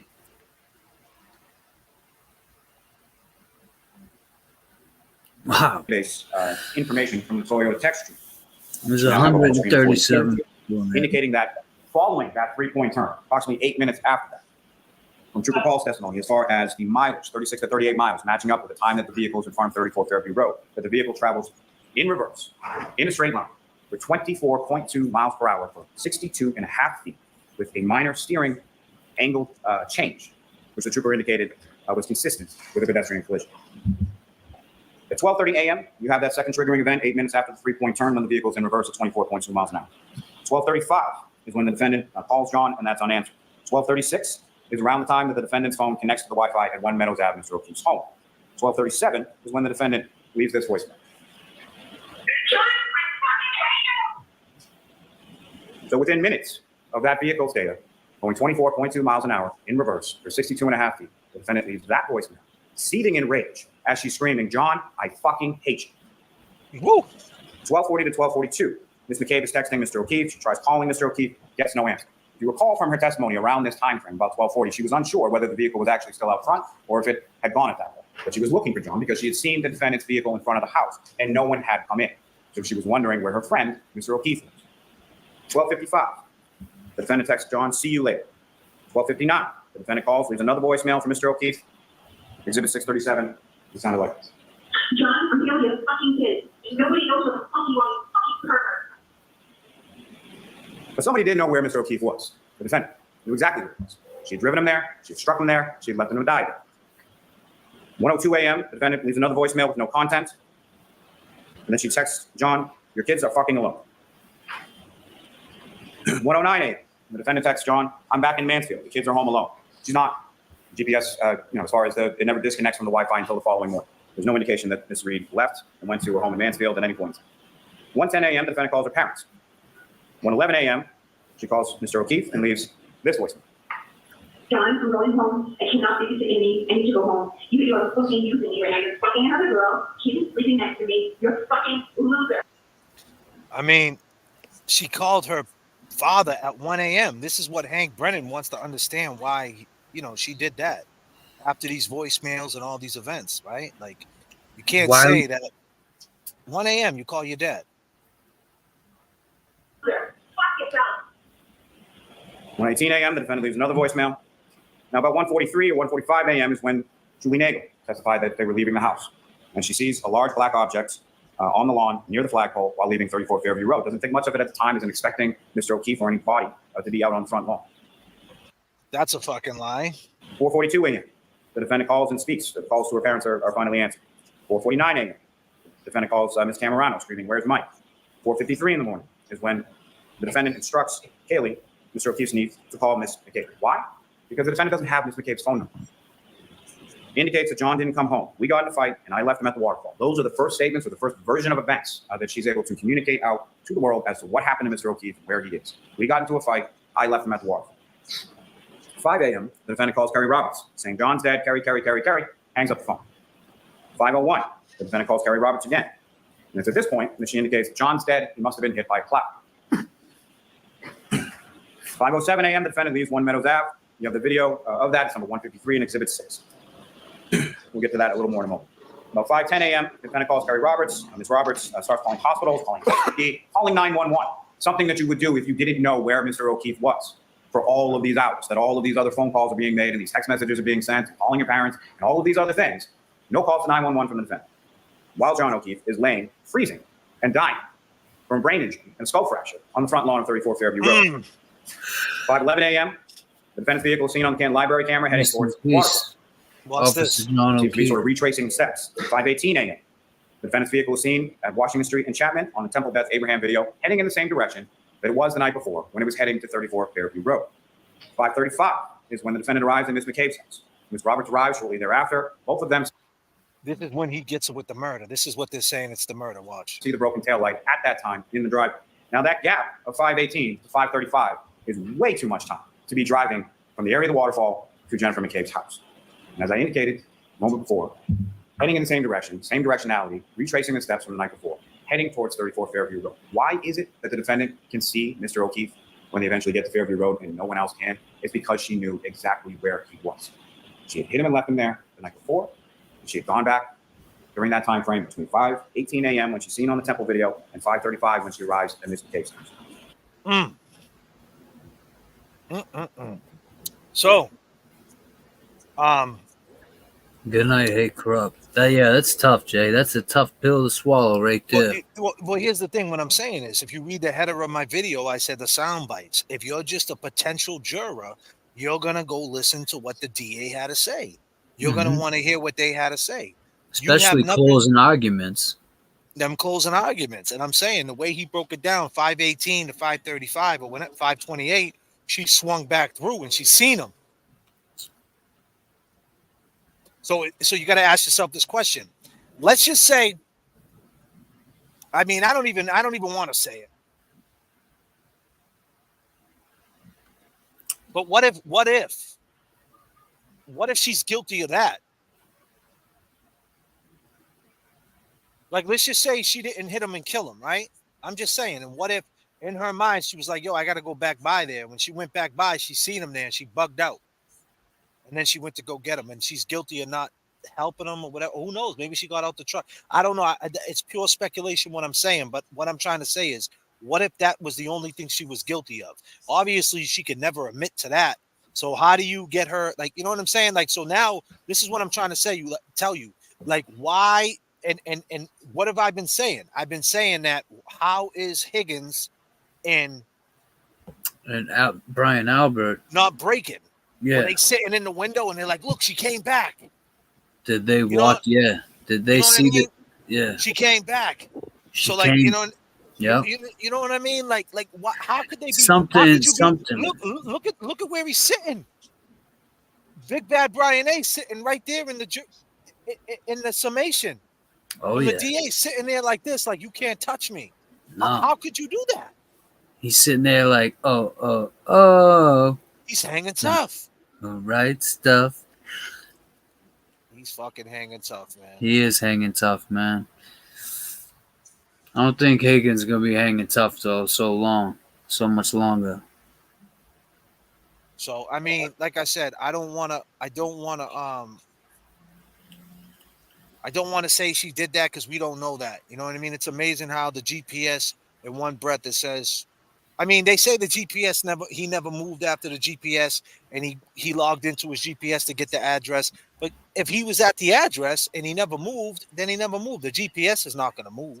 Why would he log into his GPS if it to get the address? If she was telling him directions, doesn't make sense. It doesn't make sense. Like I'm saying, like what is she guilty of, man? You know, what did she do to make everybody come at her? Like I just don't understand. Like why isn't this an open and shut case? You know, phone lines are open. Do we think that she needs, based on everything I just showed, all these sound bites? Do we need? Because guess what? Brian A is not coming. He's not doing a video. No. Jen McCabe, she's not doing a video. No one's doing a new 2024 video. So actually, Karen Reed has the floor.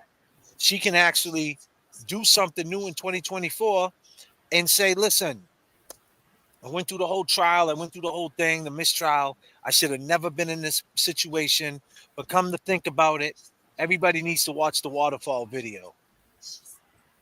And he went in that house without a shadow of a doubt. And he got beat up and they left him out there and they put it on me. I don't know how she would word it, but we need to hear something. Do we need to hear something? I don't know. From You're live with JFK and James Jackson. Hello, JFK. It's Linda here. Oh, Linda, what's up? Linda, you know, where I made the comment that you didn't like. Oh, okay. Yeah, I'm working for Hank Brennan. And I didn't put it like that. I said, you sound like you're working for Hank Brennan. Nah, and I put it in there. It was just a scenario, like you give scenarios. Listen, you got to be a little more thick-skinned than that. My goodness. No, I got thick skin. I definitely do. But Linda, I thought me and you were cool. When I see you say that, I'm we like, are cool. I love you guys. all right. That's what I mean. I didn't mean it like to. But I don't know to make this big thing and make everybody, everybody sending me comments and. Well, that's what happens, Linda. That's what happens. Well, I can handle it. I can handle it. And I can handle it too, Linda. I mean, you know, Well, most people. good. Listen, I don't have no mods. If I had mods, they would have blocked you. You know what I mean? The mods, as soon as someone says something messed up, they just block them. I don't block people. Well, I didn't think it was that bad. I didn't think it was anything detrimental that I guarantee. said. How about this? Jeff Williams is in my chat. I bet you he can't be in anybody else's chat. I bet you he don't even tell his friends he's in. Well, I don't know who Jeff Williams is. Well, I'm saying Jeff Williams is on the other side. I bet you he can't even go into any other influencers chat. They got him blocked probably. I don't know who he is. Well, he's a guy who I don't know who he is, but I'm a 72-year-old woman, and I just left a little comment, and believe me, it was not that horrible of a comment. But you got to understand, perception is reality. If I'm looking at that comment, trying to run a show, and I say, it sounds like you're working for Hank Brennan, and I say, hey, Linda's always in the chat saying nice things. Now she's saying that. I'm like, why is she turning the cheek when she knows that I'm trying to get to the point? And that opens up. Once one thing happens, anybody else could start saying, yeah, that's messed up. You guys think Karen Reed's guilty, blah, blah, blah. And it starts going down. And it's like we say every single time, we don't think Karen's guilty. But at the end of the day, we want to know what happened. That's all. Yeah, we just want the truth. Of course we want to know what happens. And I watch your show, and I watch other shows as well, and I've supported you. Oh yeah, but you and gotta. I've Let me just say supported this. James. Let me say this, And Linda. I just made a comment. In the future, I will never put another comment again. No. I'm not telling you. You I'm know, not it's telling First you. Amendment right, and you're going to block me because I said you sound like you work for But what was the? But why was Hank it? Brennan. But why would you say that though? So you're saying it was no malicious intent? It was no malicious But intent. how am No, I don't have a supposed to know that? malicious bone in my body, honey. I've been here And 72 years, and and that's I'm not a awesome. malicious person. But how am I supposed to? How am I supposed to know that though? Well, one thing you got to do when you read text messages, sometimes the way you read them isn't the way that it's meant. You could say it one way, take it out of Take text, it out and of it sounds context. old. And I think it's because you just stated a little bit ago that you're getting so much malicious people saying different things to you. That wasn't my intention. I thought it might bring a little more conversation and people getting excited and giving their views. Yeah, but I also, can't hear Linda, you. Oh, okay. Also, a lot of people say that right after they do something like that. A lot of people say some stuff. They say some jazzy stuff in a text, and they Well, say, "Ah, that's other man." They people. say, That's "No," but not I'm saying, me. like they say, "Ah, I didn't mean it that way." You know, you read it wrong. I read what I read. It said it sounds like Yeah, you and work I with meant Hank it the Brennan. way that I said it. What I said, the only thing I said, you can read it back. I said, you sound like you work for Hank Brennan. I guess after that I should have put laughing out loud or something. But I didn't mean it in a malicious way. It was just a comment. And I thought by my comment it would get more people, laughing at it and making comments and for a good show. No, I And understand. evidently it did work because if people are commenting, I see them now flying up, Linda this, Linda, solid. No, they love you, Linda. They're saying they love you. Don't go. Please So, don't go. but I girl. just want you to know, I like you, JFK, and I like James. I subscribe to his channel as well. I Thank watch you. you every night that I can, and I wish you well, and I hope you are very successful. And I And I appreciate love that. your songs. I love your songs. I love Snake Bitten. That's my favorite. That's awesome. I appreciate that. That's awesome. Okay, you have a good evening, You dear. too. Appreciate it. All right, Linda, Bye-bye. ladies and gentlemen. Linda, she spoke her piece, and that's what we Yes. do. We got the phone lines open. You want to speak your piece? Speak your piece. Jeff, we'd love to hear from you. Yeah, Jeff's afraid to tell, I bet you, his friends that he's in the chat. They don't know he's in here. Yeah. He never calls in, but yeah, man. Well, people got to understand, though. Well, people got to understand, like, when you're doing a live show, it's live. Like I can't take the time to know exactly which Linda it is.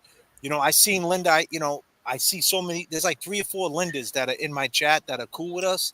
So I'm thinking, hey, if she's here, obviously she's got to be cool with us, right? So it's just like, what's going on? Things happen when it's live, right? But I don't think it got out of hand, no. No. From Jay. What's up, Jay? What's up, man? How you doing? I'm chilling, man. Chilling. Absolutely, brother. How you doing, brother? I'm doing good. I'm doing good. What you want to talk Hell about, yeah. Dude, what's going on with this Jeff guy? Everybody's talking about this Jeff guy. I read the comments and shit, this Jeff guy. What's going on with this dude? Well, Jeff thinks he's that talking, Jeff he's is talking a bunch of fucking he's a nonsense, villain. dude. What's that? Yeah. He's talking a bunch of fucking nonsense, this guy. Yeah, but you know what about Jeff?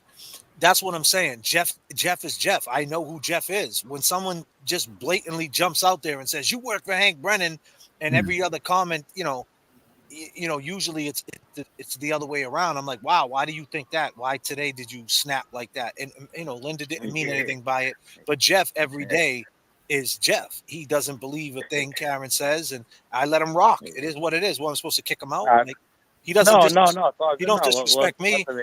And not for that. And I don't see him disrespecting people in the chat. I'm looking. He just asks his questions. That's all. Yeah, no, he's chilling. He's chilling. That's cool. But is he all right though? What I seen one comment. My man said all the evidence points to her. What evidence in this case points to Karen? There's none. There's none. That points to Karen, though? There's none? No. What about those None. sound bites? How's he feel? Absolutely none. There's no evidence against Karen Reed? Nope. All right. I'm asking you. You tell me there's none at all. So you don't think them Well, sound? I don't see it. So what's the evidence on? What's the evidence on them? Oh, well, on the McCabe? Yeah. What's Oh, the yeah, evidence fine, on yeah, them? fine. I'm saying other than like Huh? it's like the same thing, right? It's like that's why I think it's so Speculation. confusing. It's like both Yeah, speculation. I guess. Yeah, speculation, opinions. That's cool. That's all good. Like I'm down to talk about it, but to me it's pretty obvious. Like I don't even know why this is even gone this far, bro.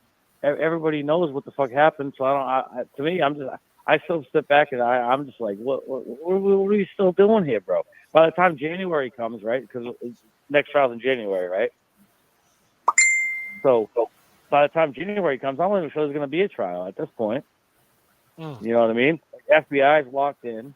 These motherfuckers is running. You know what I mean? Morris, he's done. Morrissey's done. Judge Bev, she's done. Right? Lally he's done. So I mean, what are we doing here? I mean, it's right, buddy. But Proctor's, Jay, man, this Proctor's is already. Where you from? Proctor's Though? You from Boston, Jay? Yeah, from Dedham. From Dedham. So you're from where it's happening. Mm-hmm. Absolutely. Well, I mean, I hear what you're saying, bro. You know, but I mean, at the end of the day, it's like there can't be that much evidence on the, the Alberts and all that. As much as we know, the text messages and the lies and all the stuff they said. Yeah. It's still not like you said. It's more like it's. I don't know why they didn't go after him. They just didn't, and I don't know why we're here to answer your question. All right. Well, think about this. Let me tell you. Yesterday, you were saying that Karen set him up, though, didn't you? I didn't say she set him up. I said what I said was she definitely had something to do with it. Like, she knew what the deal was. Like, 'cause she obviously had, she messaged Higgins, doing all this, doing all that. I said That's she wasn't evidence. guilty, but she's not innocent, is what I said. Meaning she didn't know that they were going to kill him, but she is the reason ultimately why he's dead. But that doesn't make her guilty of murder. You know what I mean? That just makes her guilty of being in the wrong. You know what I mean? She did the wrong shit. She was fucking with Higgins, and like I said, dudes get fucking weird over chicks, bro. You know what I mean? So she starts fucking with Higgins. Now he's feeling a certain type of way. She's leading him on through text messages, making out with him at the dude's house. Like, they're at the dude's house, and she's texting him, oh, I like you. I think you're hot and all this shit and blah, blah, blah. And he's like, are you serious? Are you fucking with me? You know what I mean? She's like, no. And she's doing all this and that. So, she definitely isn't innocent in this whole thing, but she's definitely not guilty of murder. You know what I'm saying? Like, you can be guilty, but not guilty of murder. Right? That's why I think the jury might have struggled. That's exactly why I think the jury might have struggled with, is she guilty or not? Because they might have been like, well, she definitely ain't innocent, but she ain't guilty of murder. So what do we do? You know what I mean? Like, we want to hang this bitch, but we don't want to hang her for murder, right? So they're gonna hang her for manslaughter. You're saying? Well, that's the only charge they were hung up on, right? Allegedly. Yeah. So it makes sense because they were probably thinking the same thing I am when they're talking in the meetings. Like, yo, listen, she definitely is at fault. Like, she's definitely the reason why he's dead, but she didn't kill him. So what do we do? What do you think the new jurors are gonna think? You know what I mean? Yeah, but I don't know. You're saying there's no evidence against her right now. You said I'm just listening to what you said. You said there's no evidence against Karen, but yet you're saying that she should be that the jury was going to convict her of manslaughter. On what evidence? On speculation? Right. Well, no, because they know they're thinking the same thing I am. But you can't do that. I know. In the court of law, you can't do that. But so then, why do we expect? And why do we expect the feds to come in and arrest Brian A. and Higgins on speculation too? Well, the feds got more than speculation. The feds got text messages. They got all this other shit. You know what I mean? Like, the feds know what the fuck's going on. these dudes did some shit. They was out drinking. They met at the Waterfall. They met. What was that bar they met at before the Waterfall? Did they meet up and have a couple drinks before they went? No, Hillside. Yeah. Oh yeah. Yeah. So they went there. Higgins is all in his feelings. He's crying in his beer and shit. You know, acting like a little bitch. Like, oh, I want to fuck this girl. She's saying she likes me. But how do She we know texted that me. didn't happen? How do you know what didn't happen? That they didn't do it. They didn't have sex. I'm just saying. I don't think it Well, makes a difference. They probably at this point they probably fucking did, because Karen sounds like honestly, Karen sounds like she's like a little whore. You know what I mean? Oh, I'm just saying, bro. I'm just saying. Oh, right? God Right? damn, Am I bro. wrong? How Come you gonna on, be at man. your aunt's house with another dude texting him? I think you're hot. Oh.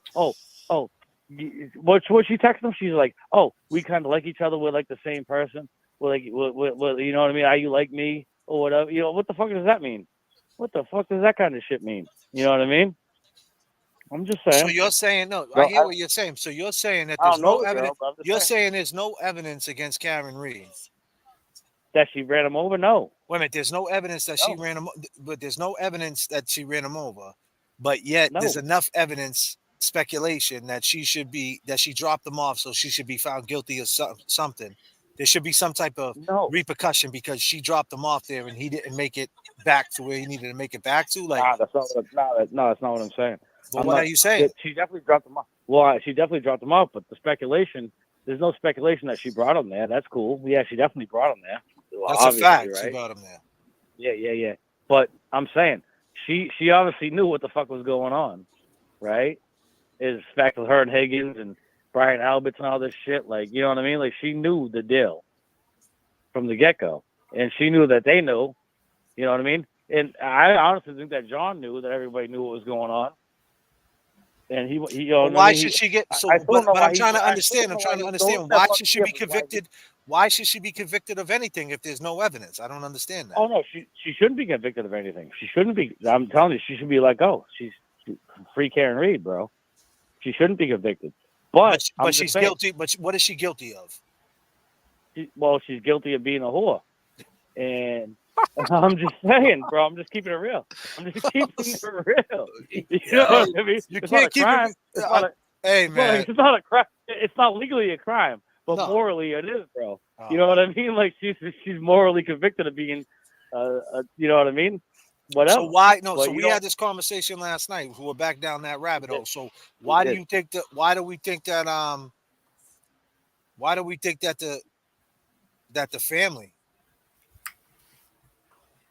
John O'Keefe's family, don't want nothing to do with it? Why do they believe that she hit him and they didn't kill him? Well, no, that's what I mean. Like they know she didn't hit him and kill him, but they already convicted her of being a whore like a while ago. You know what I'm saying? Because they know shit. Like I said, you don't think John told his family about the girl he's with? Like, oh, yo, this chick. You know what I mean? Like, see, we're back down speculation road. We're heading down speculation road. We don't know that. Exactly. Come on, I'm not saying it's factoroni and cheese, bro. But I'm saying it's not. Think about it. It's not far fetched. Obviously, because I tell my family about my girl. You tell your family about your girl. Like people, you know what I mean? Think you say shit. You know what I mean? You tell your coworkers, oh, my girl's tripping. She's doing this. She's doing that. You know what I mean? Like he obviously knew what the fuck he was up to, you know. But I'm not even putting that all on her because he was doing the same shit. Apparently, he was fucking with Jem McCabe, which I can't believe, which is crazy because that bitch looks like a crick keeper, bro. She's gross as shit, you know. So I don't know what they had going on, but that was weird too. And she's married, so they're both were suspect in the whole situation. This whole thing is just sus, bro. And it's like a high school fucking musical going on over here. Well, apparently you can't say nothing. They got me saying, you got the liberty to say what you want when you got a YouTube channel and you're trying to, please the audience. Yeah, no, I feel you. You know what I mean? I try to keep it civil, man, and I try to have a beginning, the middle, of the end. And at the end of the day, it's like, listen, they got the tail. Even though if the tail light's planted, they have the tail light, right? Regardless of how it got there, it got there. Exactly. They ain't got nothing concrete other than, I mean, I just don't understand how Brian A. and these guys can just stand their ground and just not like, you know what I mean, knowing that this plan's gonna work. Like what do they know? Like, you know what I mean? There's a reason. I'm telling you, there has to be that they know something that we don't know, where you can't mess with them. I mean, like Well, how could you show up to court with the victim's family knowing that you might have like you know what I mean? Like how all could right, you well, do that? all right, well, here's what you do. Here's what you do. When you got the judge in your pocket, why do you think Judge Bev, Auntie Bev, as they call her, was they had this shit on lock, bro. They got Proctor, right, who's a family friend for over how many decades. He's the guy leading the investigation. You got Brian Higgins, who's ATF. You got a Boston cop, who's fucking Brian Alberts, right? So you have all kinds of you have like 4 levels, bro. Oh shit! Like you're and Morrissey's the fucking DA. He's Larry's boss. He's all these. But does you know what I that mean? matter? Like, But does that matter to a casual juror? well, apparently, well, it did actually. Remember, Did it? Why'd they get rid of? What? Yeah. They had it for manslaughter though. All right, yeah. But here's the thing: why'd they get rid of 3 or 4 jurors out of nowhere? And then right before decision time, they go, "Oh, you're out," because they knew they were going to be not guilty votes, right? So now all of a sudden they're kicking jurors the fuck out, saying you're gone, because you know what I mean? Like, what's all that about? I never seen that before. Did that happen in the OJ case? Did that happen in the Scott Peterson case? Did that happen in any case that you could ever think of, where they're all of a sudden kicking jurors out? Why do you think Karen, when she left Peggy's house, yep, she told her dad, "I think I need a lawyer," and she said out of her own mouth, based Yeah. on how Peggy thought that I did it. Yeah, exactly, because they were treating her like shit. So, Peggy that's the first thing you think of, though, is a lawyer? Well, yeah, wouldn't you? If she's smart, it tells me that Karen Reed's not an idiot, and she knows goddamn well that they're feeling some type of way. They didn't like her to begin with. Contradicting himself a And lot, now Jay. they're showing signs of being like, oh, what? The first thing Peggy said to her was, "Why'd you leave him there? You're responsible for this. You did this. You left him there." Rightfully Why so, would you though. leave him there? That's what a mother's supposed to say. No, it's not. Not when your son's fucking 40 years old and a cop. Yeah, but Or doesn't how- matter.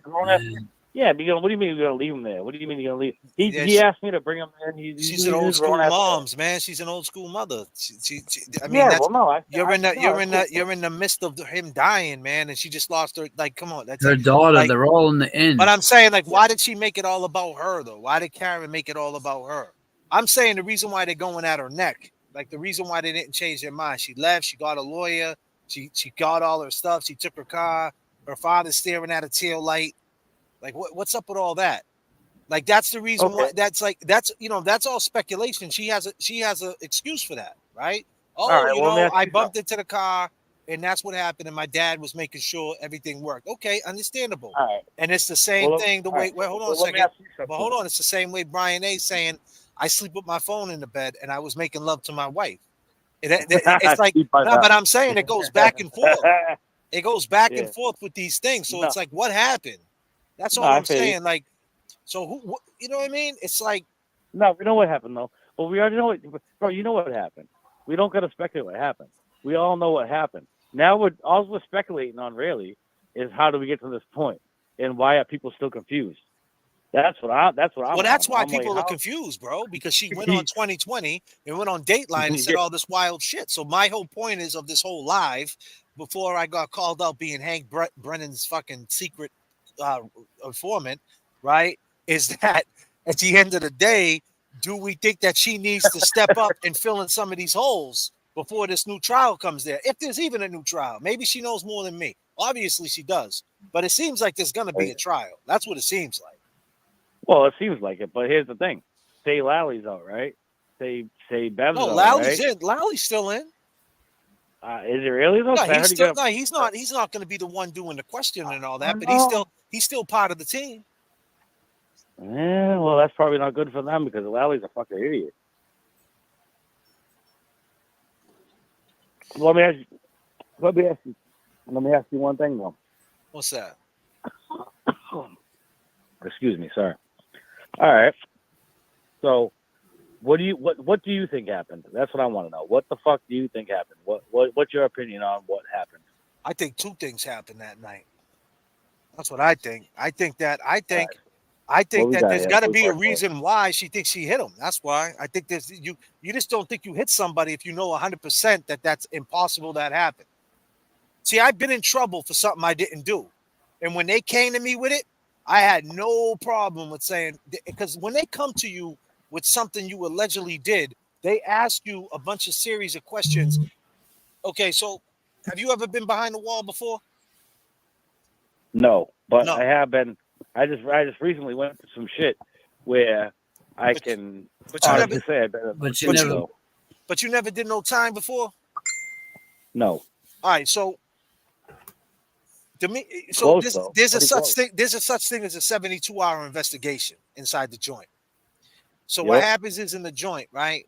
They'll come to you and they'll lug you, right? And now you're in the joint. There's so much shit going on in the joint. You could be caught up in gambling. You could have smuggled in some drugs. You could have been, getting some stealing some of the CO's McDonald's from the refrigerator.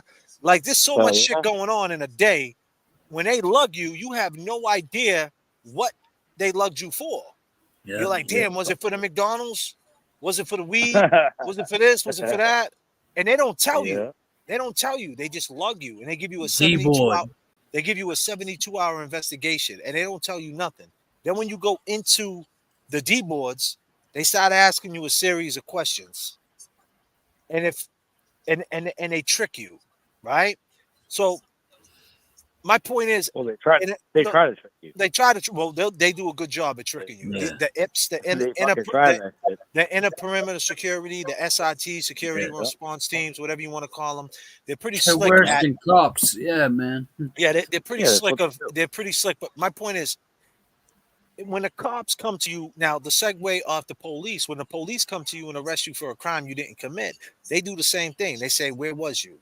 Where was you on Monday? Where was you on Tuesday?" If the crime happened that Thursday, they go right over the crime. They won't even mention that it was that Thursday.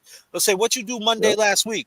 What you do Tuesday last week? Wednesday, Thursday, Friday," and they'll gloss right over that Thursday. They'll go to the Friday, the Saturday, and then they won't say nothing to you. Then they'll go check all that out. They'll go and they'll check it all out. Let's go call up my boy James and see if he was where he said with James on Monday. Let's call Jay from Dedham and see if he was with having a steak and cheese at the pizza joint. Let's see if everything adds up. And if you're not guilty, right, you're just gonna tell them the truth. You're just gonna say whatever, right? And you got no problem. So the problem is that Karen is saying that I could have hit him, I could have smashed into him and this and that. If she knew without a shadow of a doubt he walked through that threshold and she pulled off slowly, like she said, and went back because she has she has no colon, she got a fucking brain tumor, and she just left, then she wouldn't. she would say, "There's no fucking way that happened. There's just no way." Okay. So obviously there was an event that happened that makes her think that she hit him. But all right, cool. But she didn't kill him. But I think an event happened, and I think it's still. I think. Let me just say this, Jay. I'll put a bow on it and pass the mic.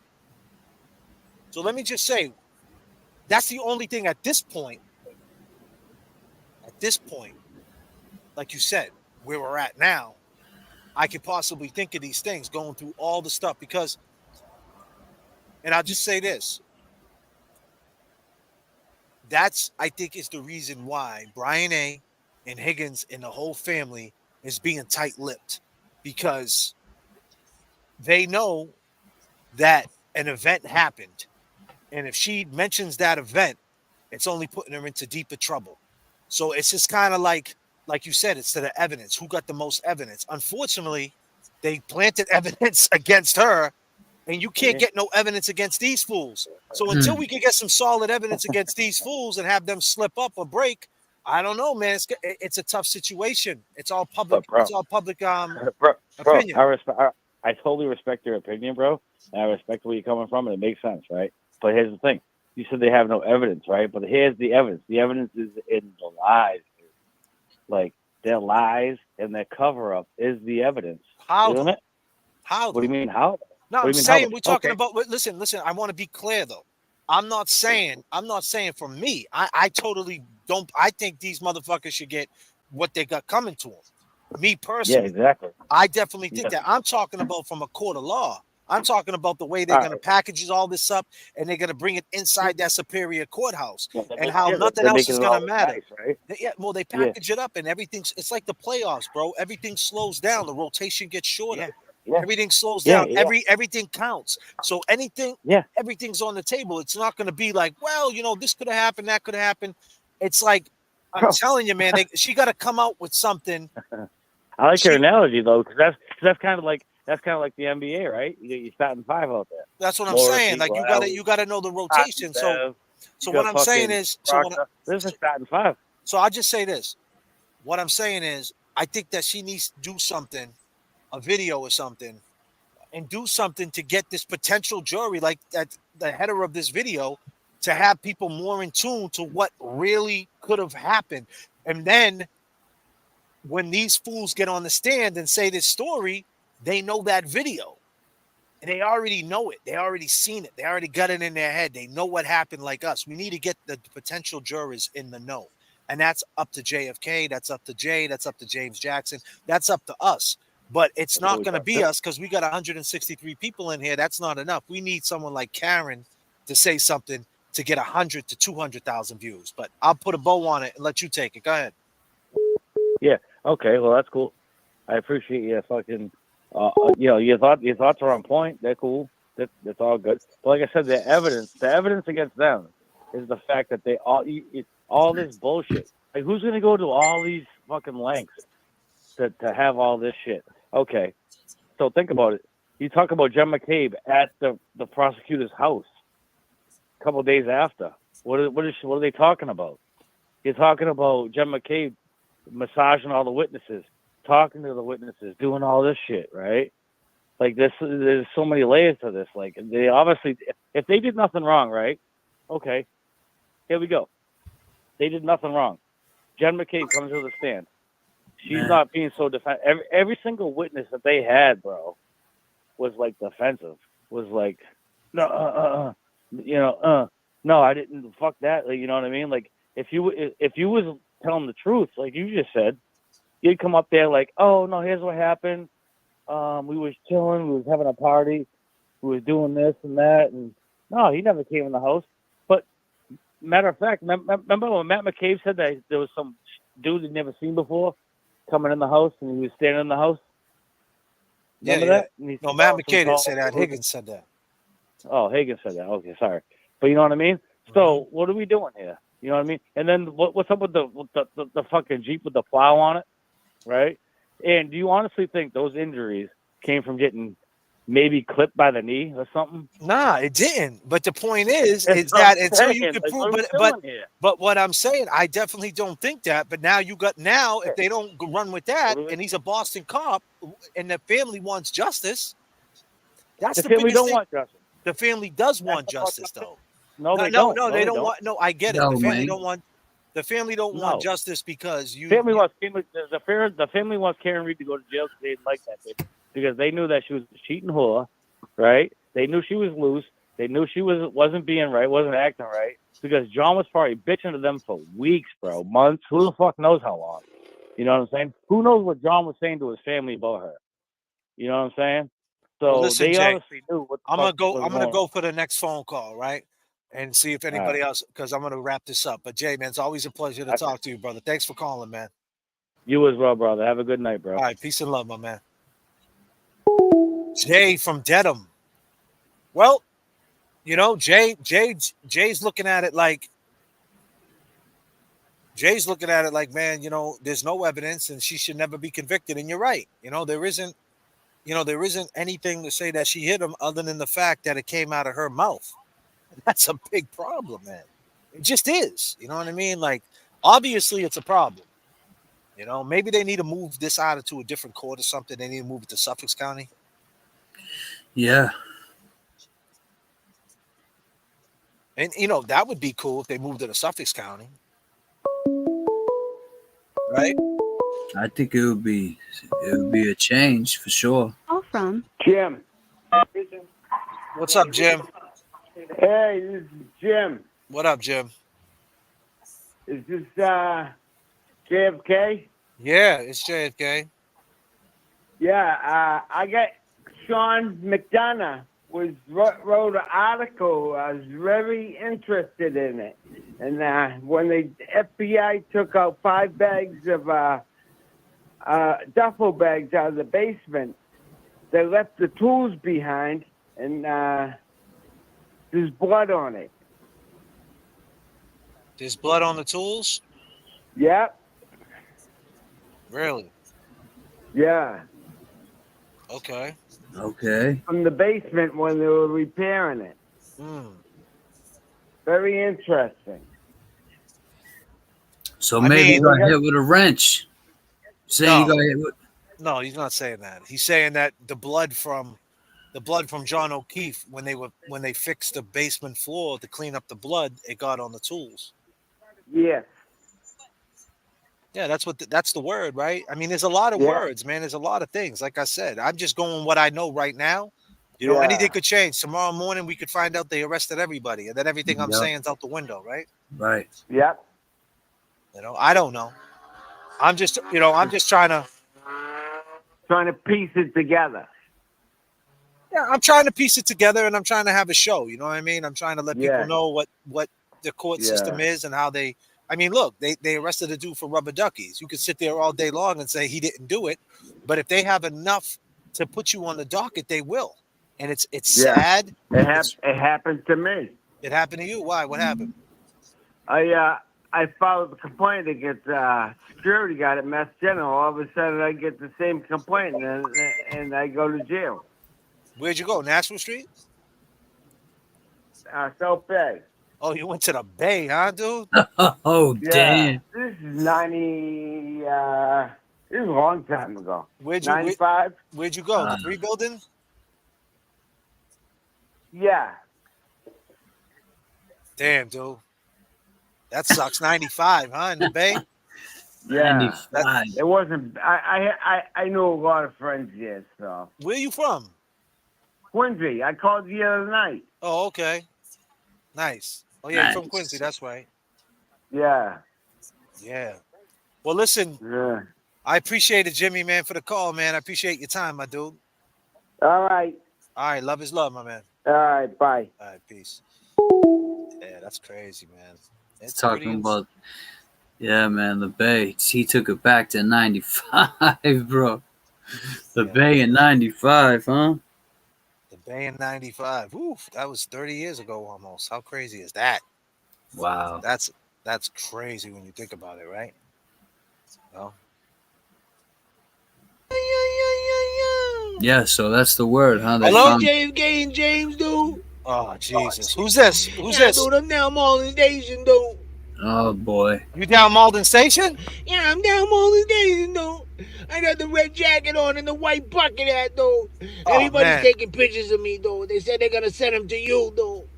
Yeah, dude. Don't tell them who I am, kid. I got 3 warrants, dude. Child support, dude. My baby's mother, dude. Yeah, she's no fucking good, kid. Yeah. Damn, man. You got to take care of your kids, bro. What are you doing, man? You all right? Yeah, dude. Karen Reed, dude. She was my girl, dude. She was fine, dude. They used to call her KR from FR, dude. Yeah. Karen Reed from Fall River, dude. She was solid, dude. She used to jump in the hot boxes with us, dude. She was scared when I used to boost at Macy's, dude. She knew where all the fucking cameras were because she worked there for years down there in Cape Cod, dude. Yeah, dude, but I told her to settle the fuck down, dude. I had to get a couple of jackets, you know what I mean, dude? But she was nice driving, dude. She knew how to drive a 5-speed, dude. I used to steal the Mustangs, dude. Yeah, the GTs with the pony rims, dude. Yeah. Come on, man. Karen Reed really was your girlfriend? Stop playing us, dude. Come on. Stop. Yeah, dude, she was my girl, dude. I really miss her, dude. If you talk to her, dude, tell her that I love her, dude. She knows who I am, dude. Yo, we don't talk to her, dude. R.I.P. John O'Keefe, dude, the poor fucking prick, dude. It's crazy, dude, what they did to him, dude. She didn't do it, dude. She wouldn't hurt a fly, dude. Yeah, dude, trust me. Yeah. Are you sober, man? You all right, bro? Are you good? You doing the right thing. Yeah, dude, I'm trying to take care of my kids, dude, but it's hard, dude. They got me in the rears. I owe like $100,000, dude. Oh, man. Yeah, dude, the courts want to lock me up, dude. I got 3 warrants. They took my license. I'm just trying to become a recovery coach, kid. Yeah, dude, I'm sober, dude. All I do is take my Clonopins, dude. Yeah, no, and then there's Suboxones, dude. But I'm all right, though. You know what I mean, kid? Yeah.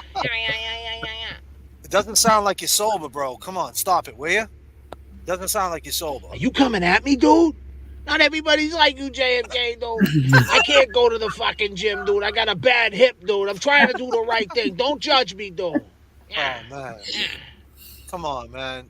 Man. You all right, man? I'm not judging you, bro. Yeah, I think Karen should come out, though. I think she should do a video and tell everybody to watch that Waterfall video, cat. Okay. Yeah, dude, it's crazy. They beat the fuck out of him, dude. The dude Higgins, dude, he was gonna put it on him right when he seen him, dude. James is right, dude. It was on sight, dude. I said it. They were just gonna fight right when they seen each other, though. Yeah, again, the big dude, Bad Brian A, though. He's no fucking good. He used to be down there in Fenton Street, though. He used to arrest everybody, show up to the probation surrenders, dude, and smoke everybody. He's no fucking good, dude. Trust me, gang. Yeah. Well, damn, man. Well, listen. Thanks for calling, bro. And, free Karen Reed. Yeah, dude, she should make the video, dude. She should come up there with you and James, dude. JFK, dude, and Karen Reed and James, dude. KR from FR, dude. Yeah, KR from FR? What? All right, dude, I gotta go get my fucking haircut, dude. What? Yeah, my Dominican connect, dude. He takes haircuts late night, 10 o'clock, dude. I'm gonna get a nice fade, dude. You should see my beard, dude. Look at my beard, dude. It's beautiful, dude. I got it all shaped up, dude. I'm feeling real good, dude. I'll talk to you guys later, dude. All right, man. All peace. right, dude. What the hell is going on, dude? This That's dude. crazy. He's gonna get his hair cut, he said. Rose D KR. gifted 5 JFK memberships. Thank you, Rose D. Yo, what is going on with these people, man? It's a crazy night. We got 182 people. Phone lines are open. We got this guy from Malden Station, man. They're saying they're taking pictures of him. Did you get a picture in your phone? You said someone sent you a picture of him, though, right? Someone sent me a picture of him. Crazy. Put it on your community, on your page. If you want to see the picture, he's going to put it on his community, but you got to subscribe. Yes. Subscribe to James Jackson. James Jackson, you got to. What does he look like, though? He really got a red coat and a bucket hat? Yeah, he's got the red jacket, the Red Sox one, the old, the original. And he's got the white bucket, the Kango, because he's like, hey, LL's coming back. I seen him down there talking to a few people. I was talking to this kid. I'm like, you know this dude? He calls in all the time. He thinks me and JFK know Karen Reed. And I was He asking, says he said he was used to be with Karen Reed. Is he stats or what? I don't know, man. I didn't want to go next to the dude. He said FR. What did he say? He said KR. He said, yeah, he nicknamed her KR from, what did he say? KR from FR? KR from FR. Why? So What's that mean? Karen from Fall River. Oh, I see. KR from FR. That's nuts, bro. Yeah. Gets me every time. What the hell, man? Yo, he was out quick. It's 10:30. He said he had a 10 o'clock appointment. He said he got the beard done and all that. That's nuts. His beard's all lined up. Yeah, he ain't fucking. Got the Obama phone. Yeah, man. Phone lines were open. So it's been a night. We had Linda. And like I said, I have nothing against Linda or anybody that wants to call me out or whatever. Say and I'm hey, cool. Nick. She, I got thick skin, but when someone, you got to watch the whole show. Not bits and pieces. And if you're gonna jump in just for bits and pieces, then don't leave a comment on one bit. Because we try to do bits here. It's kind of like Saturday Night Live, right? Like we try to do like a beginning and a middle and an end, and we're just trying to show you what Karen Reed's up against. And do we think people in the chat, all my people on the replay crew, do we think that Karen Reed needs to do a new soundbite, kind of shift the energy about the shift, so to speak? The energy's about to shift. It should shift. Nana's going wild, Kevy Kev. Well, that's the thing, Kev. It's like when you're doing this, you get a lot of people that talks a lot of crap. There was one guy loved us. He's in my chat. JFK, you guys are the truth. You're the real deal. He sent a comment today telling me to stop with the rap. I should quit. Your music sucks. And so I clicked on his page, and he had like 5 great comments, like in the last month. Like good comments, like you and James are the best. And then all of a sudden, he just went haywire. Forget the music. Keep it above Karen Reed. Rah, rah, rah. And it's like, damn, man. And so, like, when I see stuff like that, a familiar person in the chat saying something, it just makes me say, damn, you know, it gives me perspective of how fast the people who say they love you will turn on you. You know what I'm saying?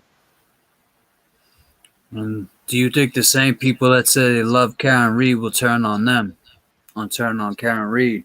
That's what I'm saying. Like, if you found out something tomorrow about Karen Reed, you know, because Karen's in this by herself. I mean, we're all in it, getting her back, and we got nothing but love for her. But when it comes down to it, it's going to be her platform that's going to get all the eyeballs.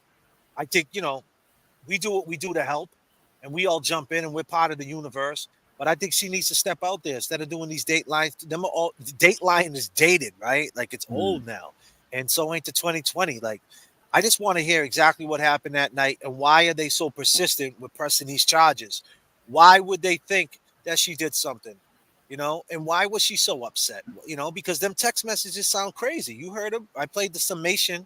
If you're just coming in now, you know, rewind the tape. I played Lally's summation, and he played the text messages, and they sound nuts. They, you know what I mean? So, like, how do you go from I just, you know, he went in the house, everything was okay, to John, you know, you're a pervert. Like, maybe she doesn't have to say nothing. Maybe I'm wrong. You know, I'm not trying to say I'm right. Right, James? What do you think? You think she needs to say something at this point?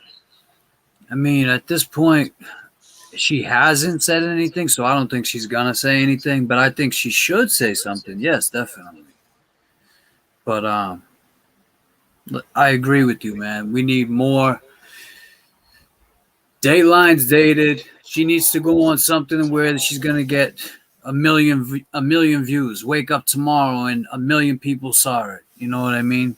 And whether that's on one of these platforms, whether it's on Interview with Ted Daniel, whatever it is, it's just got to be something else. Ted Daniel's not good enough. You know what I mean? He's not good enough. Well, I'm just throwing names out there, man. Because I'm saying I think it would be good if she just did it herself at this point. Yeah, did it herself. She just made a little short. She could create a YouTube channel tomorrow, man, and have everybody subscribe to it.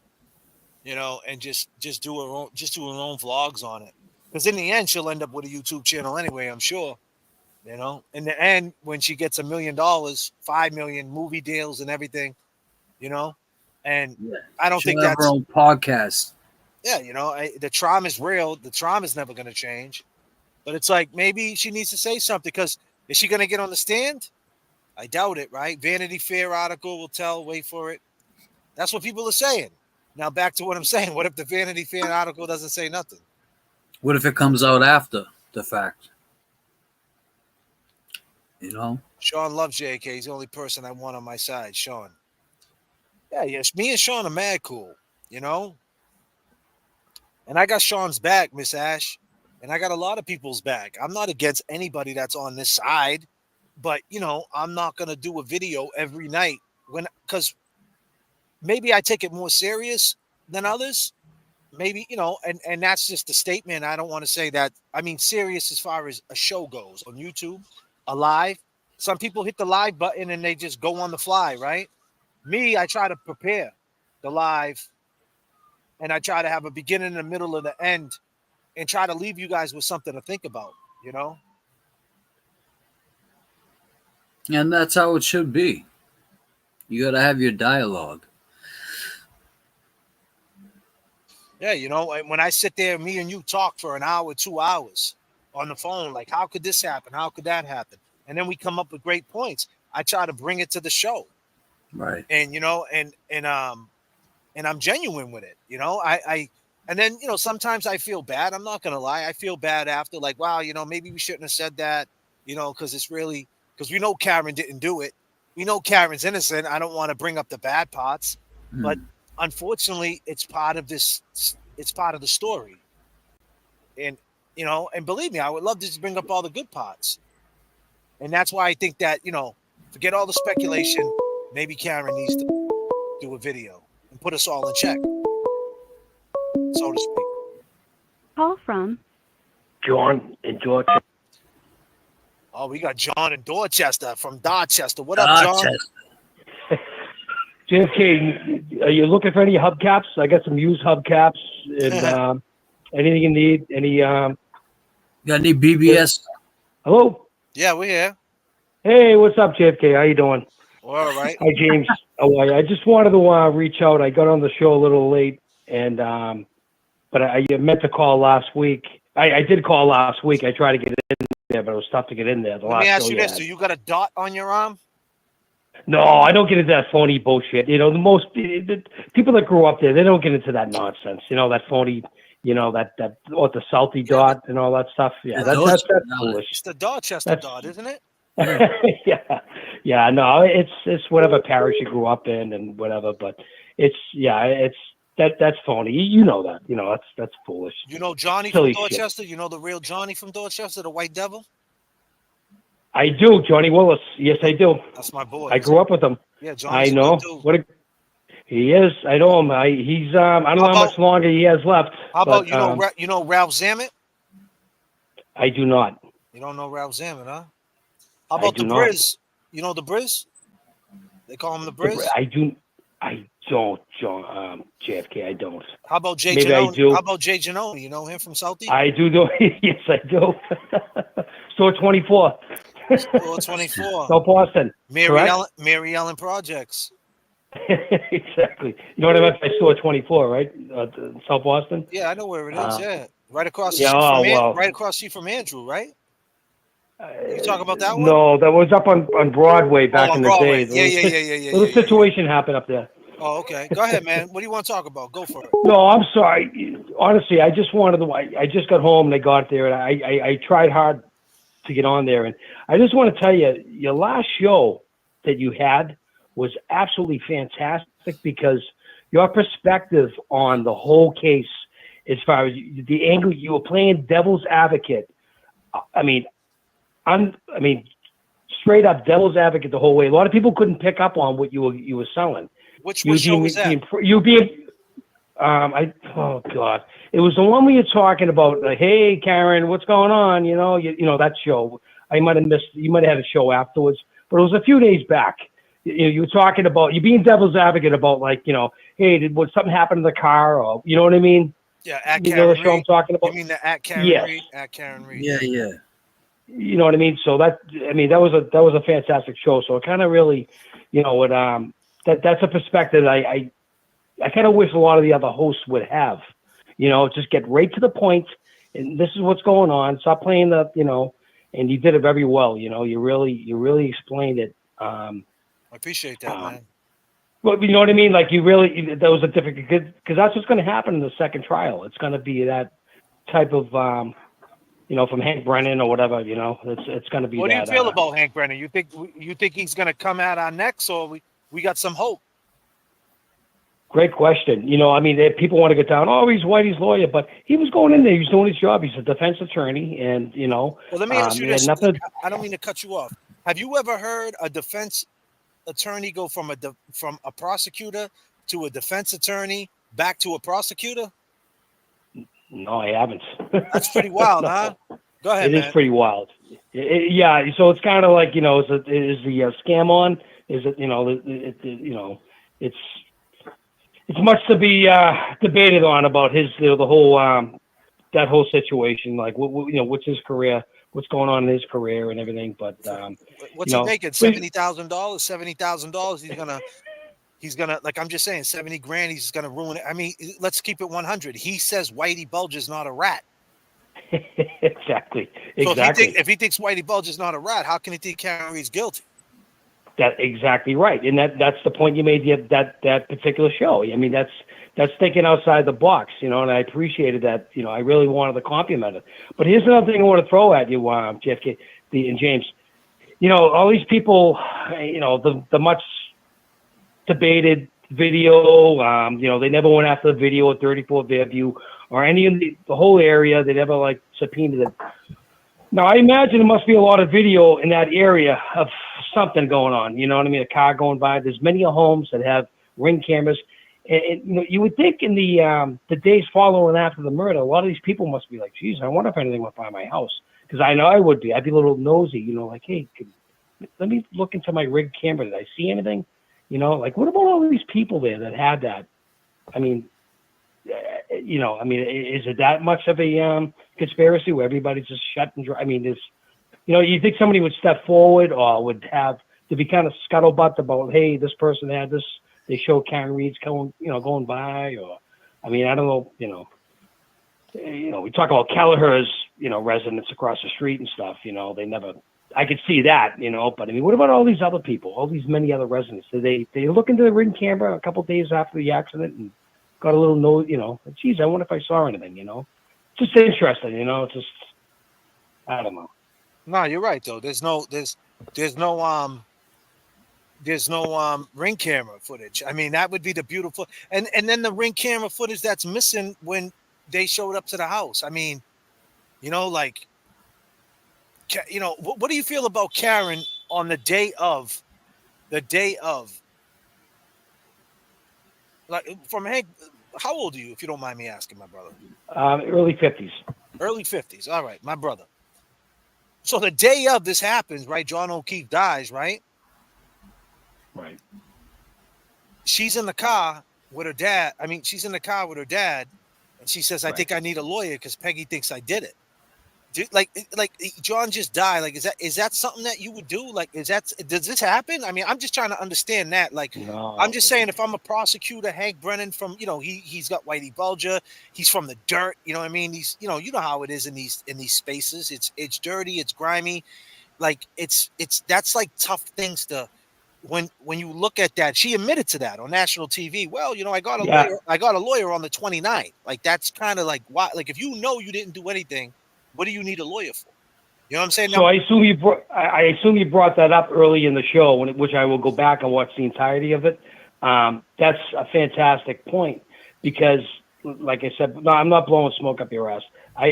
That's exactly where that would. I mean, that you're thinking outside the box again, because I mean, that doesn't make sense.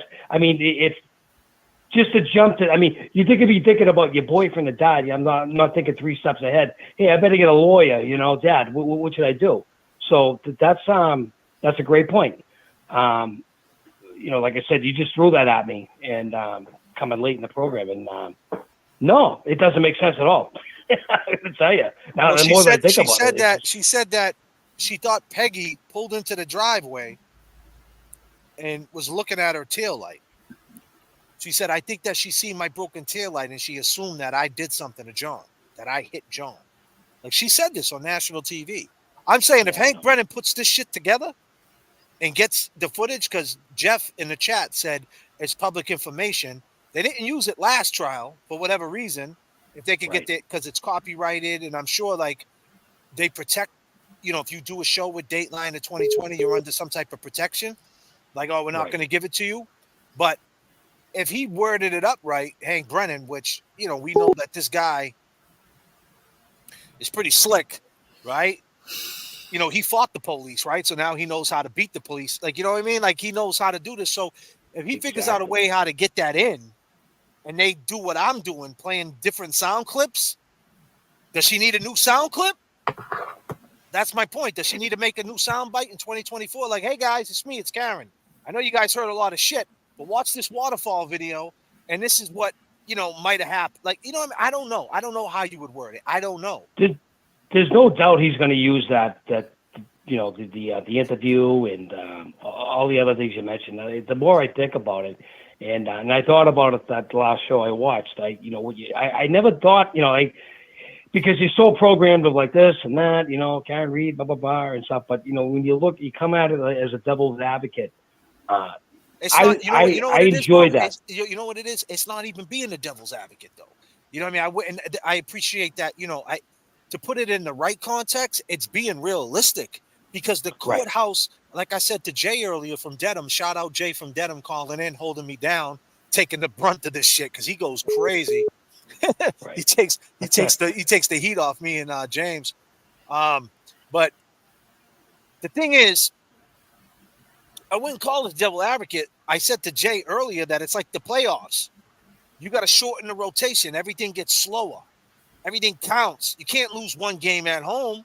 Fuck no, you got to win that one. You know what I mean? So like everything counts. And when that go into the courtroom and you have and if you read the header of this video, the potential jury is watching. And the potential jury are casual people. They're not people in this universe. And if they are, they're going to try to get them out of there. You know what I mean? So they're going to try to get people who just know, oh, well, I see the 2020. I seen the Dateline. Oh, I went on Cleveland's show, and I seen the guy over here in Court TV say she did it. And then I seen Turtle Boy say she didn't do it. Seen this dude JFK say this. But, you know, like they're not in the no. So exactly, you know, the people working hard all day. They're not watching social media. They're not doing this. They're not doing that. So the point Right. is, we're in this universe. It's like WWE. You're either into it or you're not. Like you could go down this, you could walk down North Station tomorrow, right? Jimmy, right? Is that your name, Jimmy? Jimmy. John. Sorry. John, you could walk down North Station tomorrow, right? And there's 5,000 people going up the escalator, and you're like, what the hell's going on here? And they're like, what do you mean, dude? It's Monday Night Raw. Wrestling's here. And you're like, I don't watch that shit. It doesn't matter you don't watch it. There's 16,000 people in there that do. It's its own universe. So yeah, we're in this universe, and we know the ins and outs and the angles and everything, and the villains and the characters, and that's what I am. I'm JFK. This is all entertainment. I'm making all this shit up. But the thing You're is, absolutely right. you know, Go ahead. Keep going. So the casual person don't know. But when they click on the TV, if they see a 5'3" dude with holding up a belt, they're gonna say, "I don't believe that. There's no way that 5'3" dude could beat up this guy." But if the guy's 6 foot, if the guy's 6'8", 350 pounds, juiced out of his mind, holding up a belt, you're like, "Who's that monster?" You believe it. So there's got to be an angle to where Karen makes this angle to where she does a video to get over to the casual fan to say, I believe that. You see what I'm saying? And yes, I do. And get them involved, because it's not going to be me. It's got to be her. A lot of PR she has to do, no doubt about it. I mean, there's a lot of PR, and you're right about that. Now that you mentioned about the devil's advocate, it is being realistic. It's being, you know, it's kind of like, like I said, you kind of thinking from a different perspective, but it's being realistic. It's like, enough is enough. This is what's going on right now. We already seen the first trial, so we have an idea what's coming next. Beverly Canodi's back for the second one. Nothing's going to change there. We know her deal. So what's the ultimate? Hank, is he going to play? You know, and that's a good perspective on Hank. Like, what's? Well, see, I think Hank is going to hit the dad up and see if the dad's lying somewhere. Like, and I don't think the dad's lying. I don't want to say that. Don't want to say all that. I don't think he's a liar, but I'm saying he wants to see if everything checks out. So when people see him going, trip him up. He's investigating right now. I mean, that's what I assume. You know what I mean? I mean, it has to be. I mean, there's got to be a way. There's got to be a way for them to get rid of this case and get the bad guys. There's got to be a way. But at the end of the day, Karen's got to be a witness. So how do you make Karen a witness if she ain't saying nothing? She didn't say nothing the day of the case, because it comes. Listen, when Higgins first jumped on the stand and started doing the text messages, I said, "Oh, there we go. We know what happened." I didn't even need to see a Waterfall video to know that it had something to do with that. Hey, thank you for bringing that up. So that's, like I said, I'm not blowing smoke up your ass, JFK. I honestly, I want to compliment you on the whole barroom reenactment part of it. So you're the first one to really get the mannerisms down of the people, the whole aspect of everything. Okay, John putting his head down, looking around. Okay, like. The real, it was almost like you were in the bar as you describing it. Like exactly. So you brought that up there more than Turtle Boy. Well, I'm not shitting on anybody else. I'm just saying, like, I really appreciated that. I was like, this is really good, and this is what I needed to hear. You know, it's like, what the hell happened in that bar? You know, we haven't heard that, but obviously there was something that went on. 32 minutes later, and I'm in agreement with you. Are you coming here? Coming here. What does that mean? Exactly. You come in here. I mean, come on, Right. that's enough. But we need Karen to say that. Oh no, they were just festive. Oh, you know, are We you need coming here? we need Karen yeah. to say, what do you think about that text you coming here? You know Higgins, you hung out with him, Karen. You went to his house. I'm not the devil advocate. You went to his house. You hung out with him, Karen. I didn't. I don't know this dude. Matter of fact, there he is. I don't know where Higgins is at. And that's the scary part. He's an ATF agent. He could be anywhere. He just got in the car. They had to just, he was just talking about how, the snow, how beautiful the snow is coming down, and there was no fight. And that's There was another no thing. No one ever looked boyfriend, out the girlfriend. No one ever looked out the window to see the accumulation of the snow that night. Right. You know, like, come on, man. We all live in New England. What, a blizzard's coming in? I look out the window. Is it sticking yet? Is it as bad as they say it is? We got to go out there and get ahead of it. Oh, that never happened. That don't happen because we're not from New England. It doesn't happen. But that's why there's got to be a voice box. There has to be some. I'm trying my best to be that voice box, but I'm not Turtle Boy, and I'm not the Glairer, and I'm not Sean with 5,000 people on the stream. I got 160 people, and I'm grateful for it. You know, it's a little late. You know, some nights we do better than others. We get 500 people and this and that, but we don't have a consistent 1,000 people a night. Yeah, but but that's why you're factual and you're real, because you watch all these other shows like all of us do, and you get a bit and pieces out of everything, and you get the angst. You're kind of like, oh, what about this question? What about that question?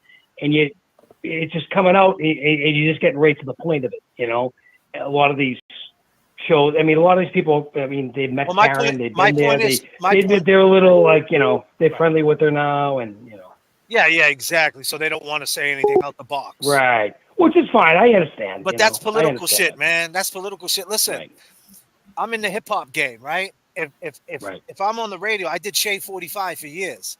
If I'm on the radio, and that's Eminem's radio show, and one of these rappers come in, and he raps, and it sucks, I'm gonna look right at him and say, man, that ain't it. That ain't it. That wasn't it. You can't be biased, man. There's no bias. Like, what is it? I'm not being biased. Listen, we know what Karen hung out with Higgins, and she knows John, so she can tell us straight up if Higgins was coming at John in any certain way, she'd be the first one to tell you if John would deal with it or he wouldn't, and she'd be the first one to tell you if he was gonna deal with it that night because she was in the car with him. But she wants to go on these places, and she wants to take her lawyer's advice, Mr. Poetic. Not for nothing. And if I was her, I'd be kind of pissed off at her lawyers, to be honest with you. I would be too. Let me tell you why. Because at 12:36, when Garano dropped that bomb and said, at 12:36 they were connected to the internet, Yannetti, what did he do, James? Talk to the people, James. James Jackson. I'm talking to James Jackson. What did he do? Hey, so, yes, I'm here to represent you. What's your name? Karen? Karen Reed. Okay, what school did you go to? How far did you go in school? That's not what I'm talking about. James is jumping into character. This is what I'm saying. When Garano was on the stand, the trooper, and said that she connected to the internet at 12:36, Yannetti just found that out right there in real time, and he no-sold it. He was like, "Okay, thank you. So she was connected to the internet at 12:36. You're saying, right? But he didn't know that, and so the point is, if they knew that from the jump, they would have been down Jen McCabe's throat right at the beginning when she was on the stand. Like, wait a minute, you just said at 12:40 you seen her drive away? No, you didn't, because she was connected to the internet. They would have hopped on that. That would have been from the jump, from the rip, from the start.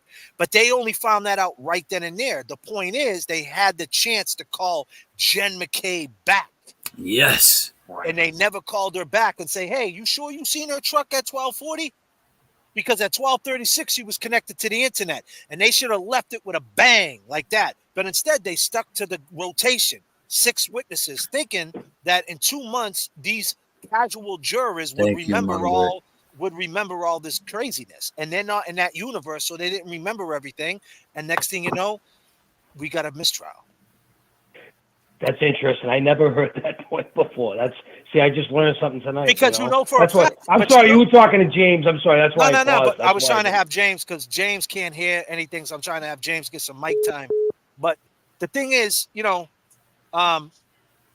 it's If that's a fact, go back and watch it. If they knew she was connected to the internet at 12:36, they would have said that in opening statements.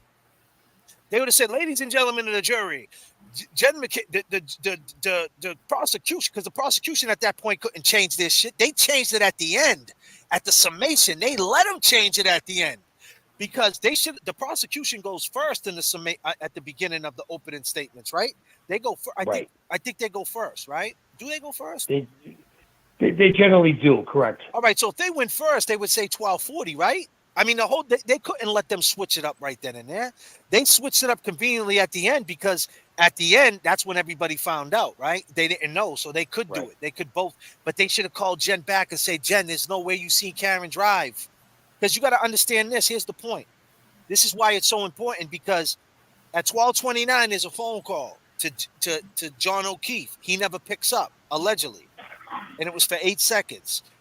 Then she goes back into the potty, meaning she leaves the window area or whatever and goes into the kitchen, right? And while she's in the kitchen, she texts him at 12:31, pulling back on me. So then at 12:31, I mean, now time goes on and it's 12:40. She realizes he never came in the house, allegedly, right? Or and if he did, she didn't see him. And she said she goes out to the window to look. 9 minutes later, and she sees a truck. So that's 9 minutes. So the question is, maybe she did see a truck. Didn't Kevin go to New York with Big Bad Brian A. and Higgins? Are you sure that Kevin didn't pull up?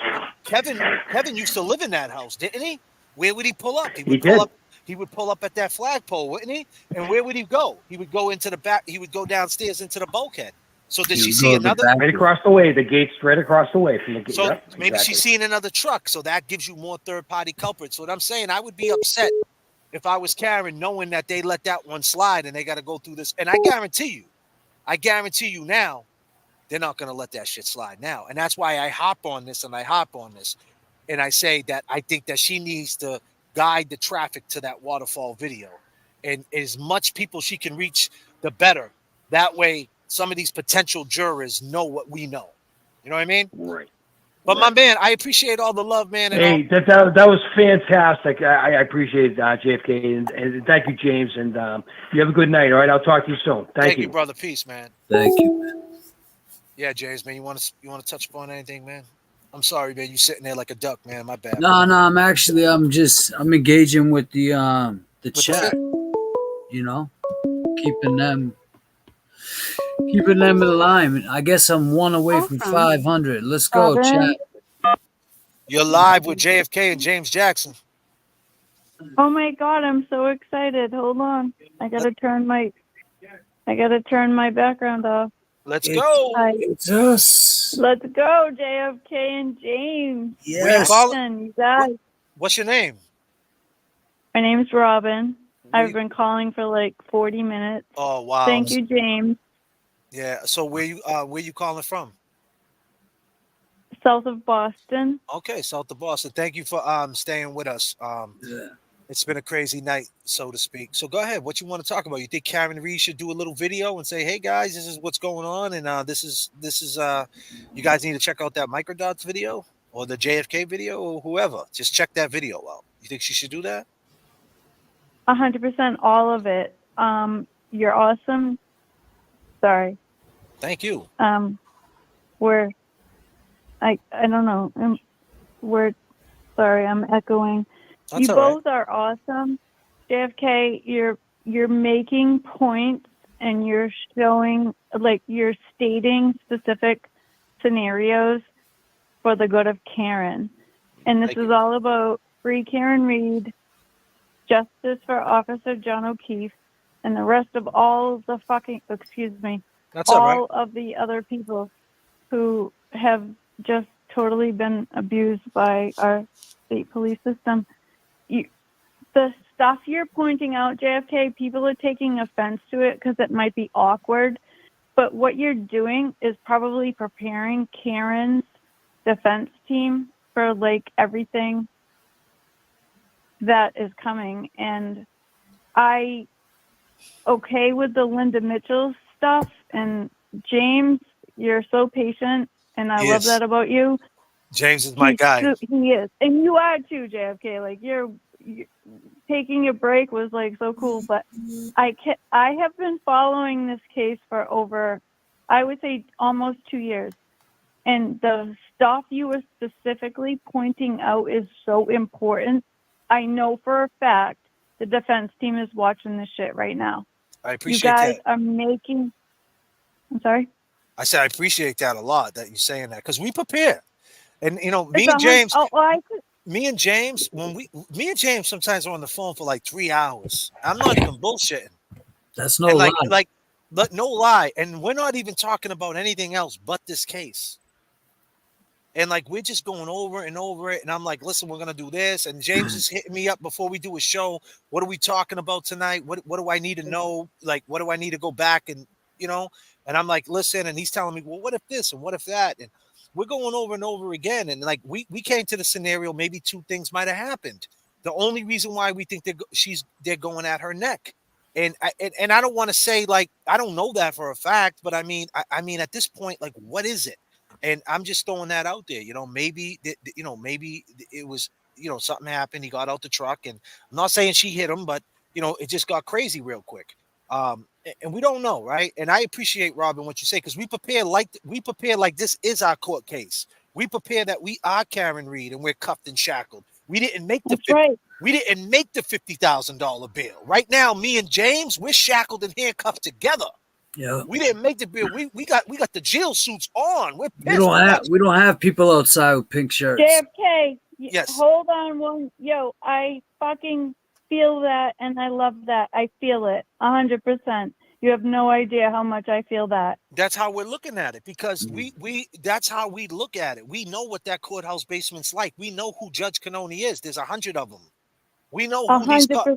That's who they are. So some people in this chat, they think that like, Linda, she's a faithful and nothing but respect to Linda.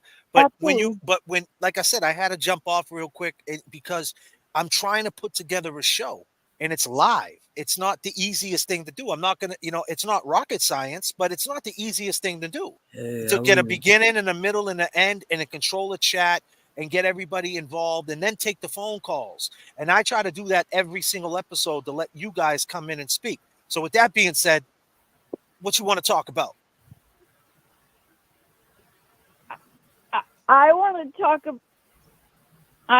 talk about how fucking honest you're being, and you're putting you and James are both putting everything in a different perspective, which will only help Karen. And we're all in this for free Karen Reed and justice for Officer John O'Keefe. Period.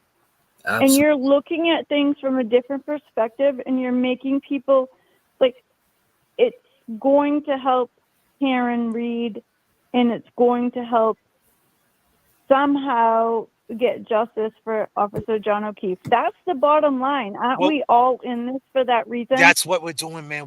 Because we know that John O'Keefe, R.I.P. John O'Keefe, we know that John O'Keefe does not want this. He doesn't want his parents against her. But this is the thing. Like Karen there's a lot of problems. Like I said this one of these lives before when I talked about see you next Tuesday. You should have heard the slack we got about that. People are saying I was with you. I was live with you both. Yeah, and but I'm saying after the fact, not even on the live, just on the comments on the replay. People saying you need to watch what you say, and you know what I mean, like kind of like letting us. And we weren't going against anybody. Like if anybody could have a rigid opinion and be rigid and bitter, it would be TB, right? Because he got lugged for this shit. He did he did the 60 days. It was during Christmas. His kids witnessed him get arrested. He's indicted right now. He's got an open case right now. You know what I mean? Like he's going through it. So he could be rigid, but it's the point when other people just follow that suit and just think it's okay to be rigid and don't understand. We can't take that approach. We want the family to be on our side. And the more and more we take the approach that they're in the wrong, the more and more they're going to be rigid. They're going to be rigid.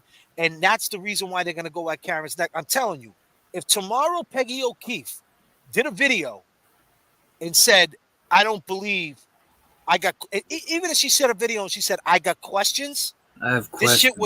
this would turn the whole shit around. Believe me when I tell you.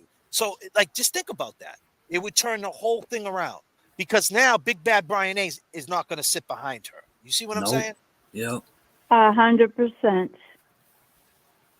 So, that's how it is, Robin. And it's like, it's not no knock on anybody. And it's just like, that's why the prosecution's going at her neck, because the family just don't believe her.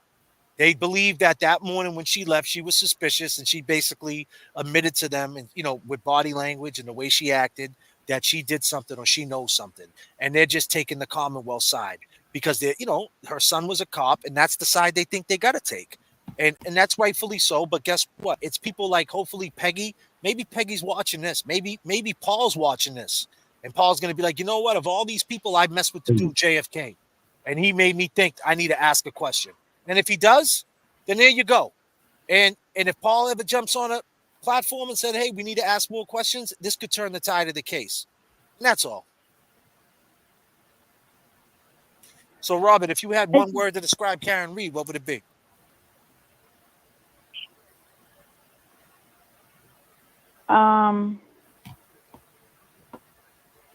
Steel. What is it? Steel? Hold on. Steel? Steel. Nice. Like steel. Nice. Like solid steel. Like solid steel.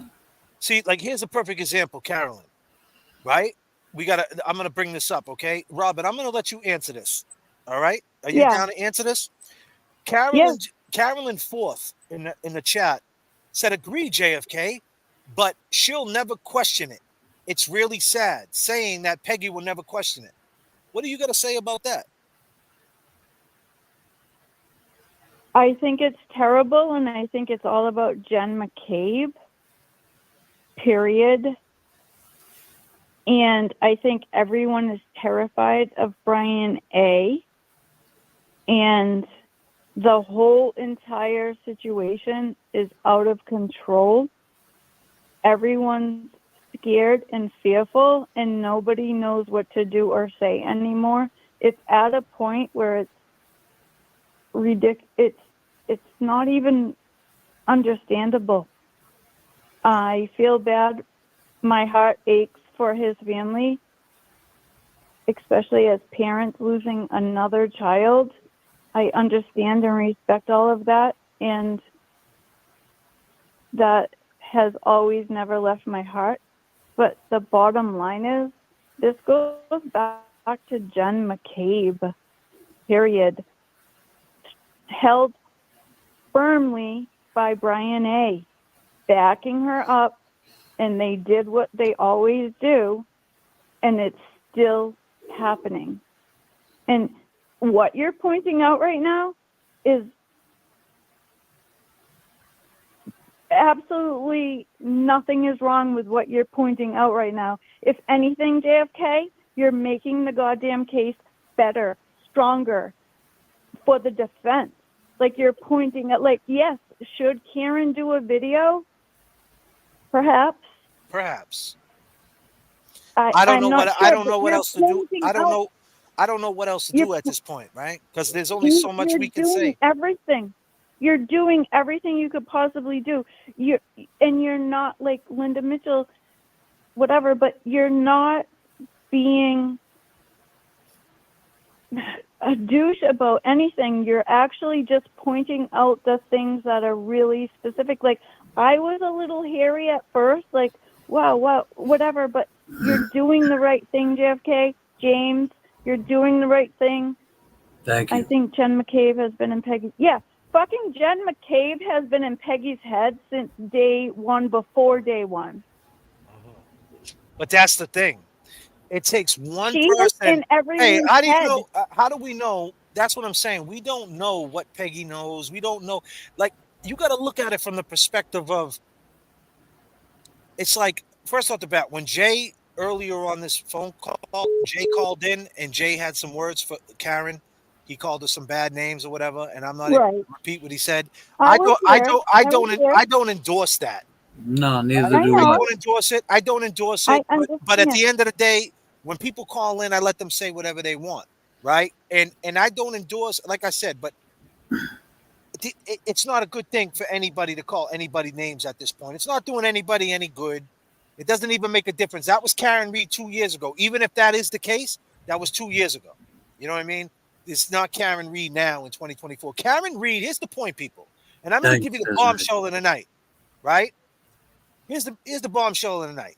Karen Reed could have had twins in the last 3 years.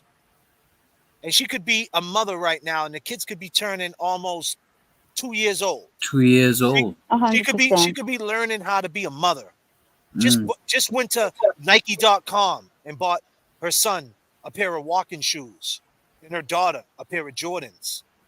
She's going out to the ice cream shops. The kids are off the boob. They're not on the boob no more. They're drinking out of cups. They're walking. Her life is great. But guess what? Come January, it doesn't matter. January 29, 2022 matters.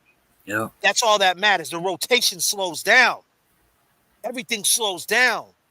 The casual fan, the casual juror, the casual person don't care that she had twins. We all know she had twins. We all know. We seen the Jordans. We seen the pictures. They don't know that, and they don't give a fuck. She's gonna get locked up. She might have to take this shit in her own hands, people. She might need to step up, because what if she did have twins? Because I'm looking at it the perspective of, what if you changed your life in 2 years? Karen could sit there until she's blue in the face and say, hey, I haven't had a drink of alcohol in 3 years. I changed my life. There's no proof of that.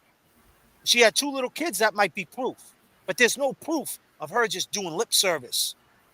So the point is, they don't care how much you change your life. The system is rigid. They'll stretch your case for 4 years.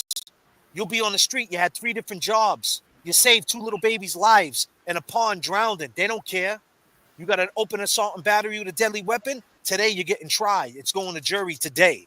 It doesn't make a difference what you did in the last 36 months. No, it doesn't make a difference. It matters what happened that night.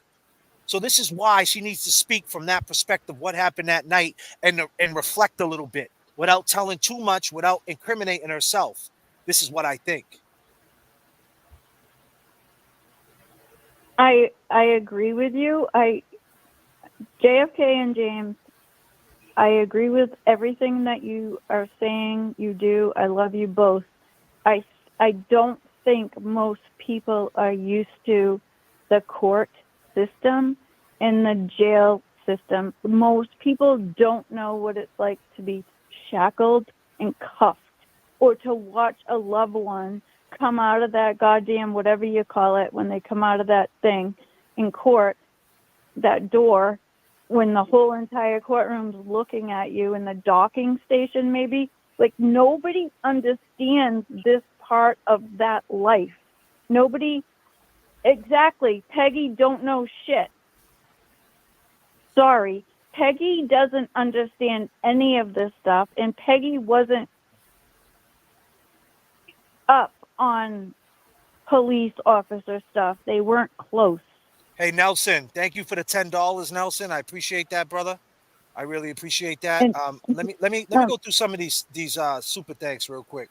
We got Grandma Bell, new YouTube. Shauna, thank you. Teresa, thank you. Kelly Hill, thank you so much.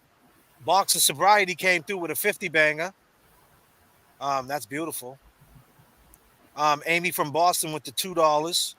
Appreciate it. More people love you than hate you.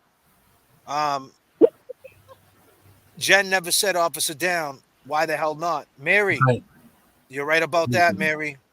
That's one of the things that... Rose D gifted 5 memberships. Thank you. Nice. Appreciate it. Nelson, Hank is coming to do a cleanup in Canton City. We can't not see who did, but God see everything. He don't sleep. Absolutely. And Desiree D, James is at 500. Congrats. Oh, Much yeah. love to you both. There we go. Hey, Robin, I appreciate the phone call and everything that you said, but we got to get up out of here, and we'll talk to you soon, all right? You got it. You guys are the best. We love you all. Hey, thank you so much. We love you. Love is Have love. a great night. Peace. You too. So, James, what's your summation, man? I think we made our point. I think we had a beginning, a middle, and an end. And replay crew, I hope that you don't just take, how do I put this, a soundbite, as if Dateline's going to take a soundbite from Karen Reed and just run with that on this live. Watch the whole live all the way through and see what we talked about, see what we discussed. I'm at 500 viewers right now. We still have 177 people in the chat. After this is over, go over, subscribe. Look at a few videos. I appreciate it. And you know what? If you think for 1 minute JFK or James thinks that Karen is guilty, I just would say to you, watch the snake bitten. Why? Read between the lines. Read between the lines, people. And we out. One love. Peace. Have a great night, everybody. I know you feeling hurt. Your mind flipped. That was a moment in time. Can't rewind it. I seen your call, can't talk, declined it. Said I was sorry. Liquor had me blinded. I know about your issues, you're not feeling well. What you going through, girl, is a living hell. Sometimes I bug out, I just flip and yell. Just come out tonight, we can sip and chill. I know about that night at the Pats game. You was real comfortable, and that's lame. When I bring it up, huh, you act strange. That's okay, I ain't saying no names. Glad you pulled up though, we can take your legs. I told you before, that girl, see, that's my ex. You gotta chill, can't believe what you read in text. It's me and you right now, don't be complex. Now it's fine food, proper pints. Storm coming through after 2 lots of white. We gonna be snowed in, so let's start the fights. I know you wanna talk, girl, but not tonight. Got a text by C, he at the other spot. He there with his brother in that other cop. JM over there too, she just a soccer mom. Let's head over there, see what they talking about. I don't know what it is, but I feel like I've been snake bitten. Life keeps going by, please tell me why am I living? Poison in my mind, losing sight now with this blind vision. I don't know what it is, but I feel like I've been snake bitten. Laying on this grass, I can hear the snakes. Wish you would've told me he was feeling so erased. When he sent you that text, seen the fear in your face. Then he texted me too, then you drove away. Don't chase waterfalls, read between lines. Keep a fair view, protect your mind all times. Call 911, officer down. Don't make a sound, there's an officer in the house. All I can feel is my phone vibrate. Wish you was here, not sitting at my place. Who let the dogs out? Someone close the gate. It's cold where the broken face, please Lord, not today. Laying on this grass, I can hear the snakes. Wish you would've told me he was feeling away. When he sent you that text, seen the fear in your face. Then he texted me too, coming here, then you drove away.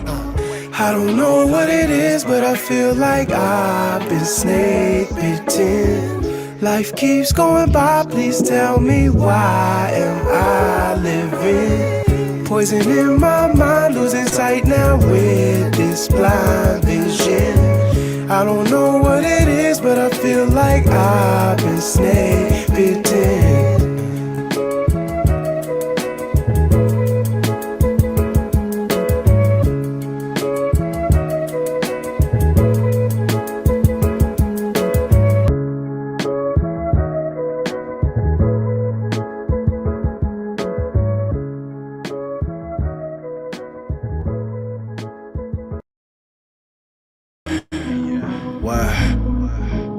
Read between the lines. Game 2 finals. Let me ask you a question. Is Karen Reed guilty or is she not guilty? Karen Reed is not guilty. No? So you think she's going to get found not guilty no matter what? I hope so. I hope so. There's no conceivable way that happened. Out here at Causeway Street. Game 2 of the finals. And free Karen Reed. Can I ask you a question about the Celtics real quick? On the camera? Right here. Yeah, absolutely. Let me ask you this. Are you familiar with Karen Reed? I am. You think she's guilty or not guilty? I don't know enough about the trial to comment on that. Yeah, I can't comment on that. Free her till it's backwards. You think she's guilty or not guilty? Not guilty. She's not on the record. Not guilty. Where you from, my man? I am from Milford. That's what it is, my brother. Thank you for your time. Hell yeah. That's what it is.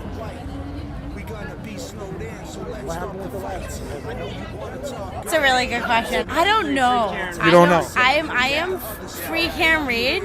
Free Karen Reed? I don't. He says free Karen Reed. Come over here, brother. Come over here. So let me ask you. Let me segue. Yeah, if you yeah. let's start here first. Yeah. If you had one word to describe this Celtics team, what would it be? I would say they're murderers like the Canton Police Department. Oh! So let me ask you this, my man. Let me ask you this: Is Karen Reed guilty or not guilty? Karen Reed's fucking not guilty. It's not even a question. It's not even a question. Kyrie's guilty. Karen Reed is not guilty. Kyrie. Not guilty. Cut it. That's what. Where you from, my man? I'm from Hampton, New Hampshire. You know what it is, man. All the way from NH, all the way to Canton and Stoughton. Yeah. Karen Reed, man, now guilty. Free Karen Reed! Let's go, my man. Thank you, brother. No, for real though. I needed that That's energy. funny as Right on shit, the back. bro. That's I can't believe you know. Sound, there's an officer in the house. All I can feel is my phone vibrate. Wish you was here, not sitting at my place. Who let the dogs out? Someone close the gate. It's cold where the broken face. Please, Lord, not today. Crazy right now. Yeah. But yo, we on no, here. I think it's obviously a I'm cover. gonna give you my card, right? Yeah. And I'm on JFK Show Off with my YouTube. You can check it out. I'm gonna have you on there. Oh, produced I'm by Stacks. I like that. Yeah.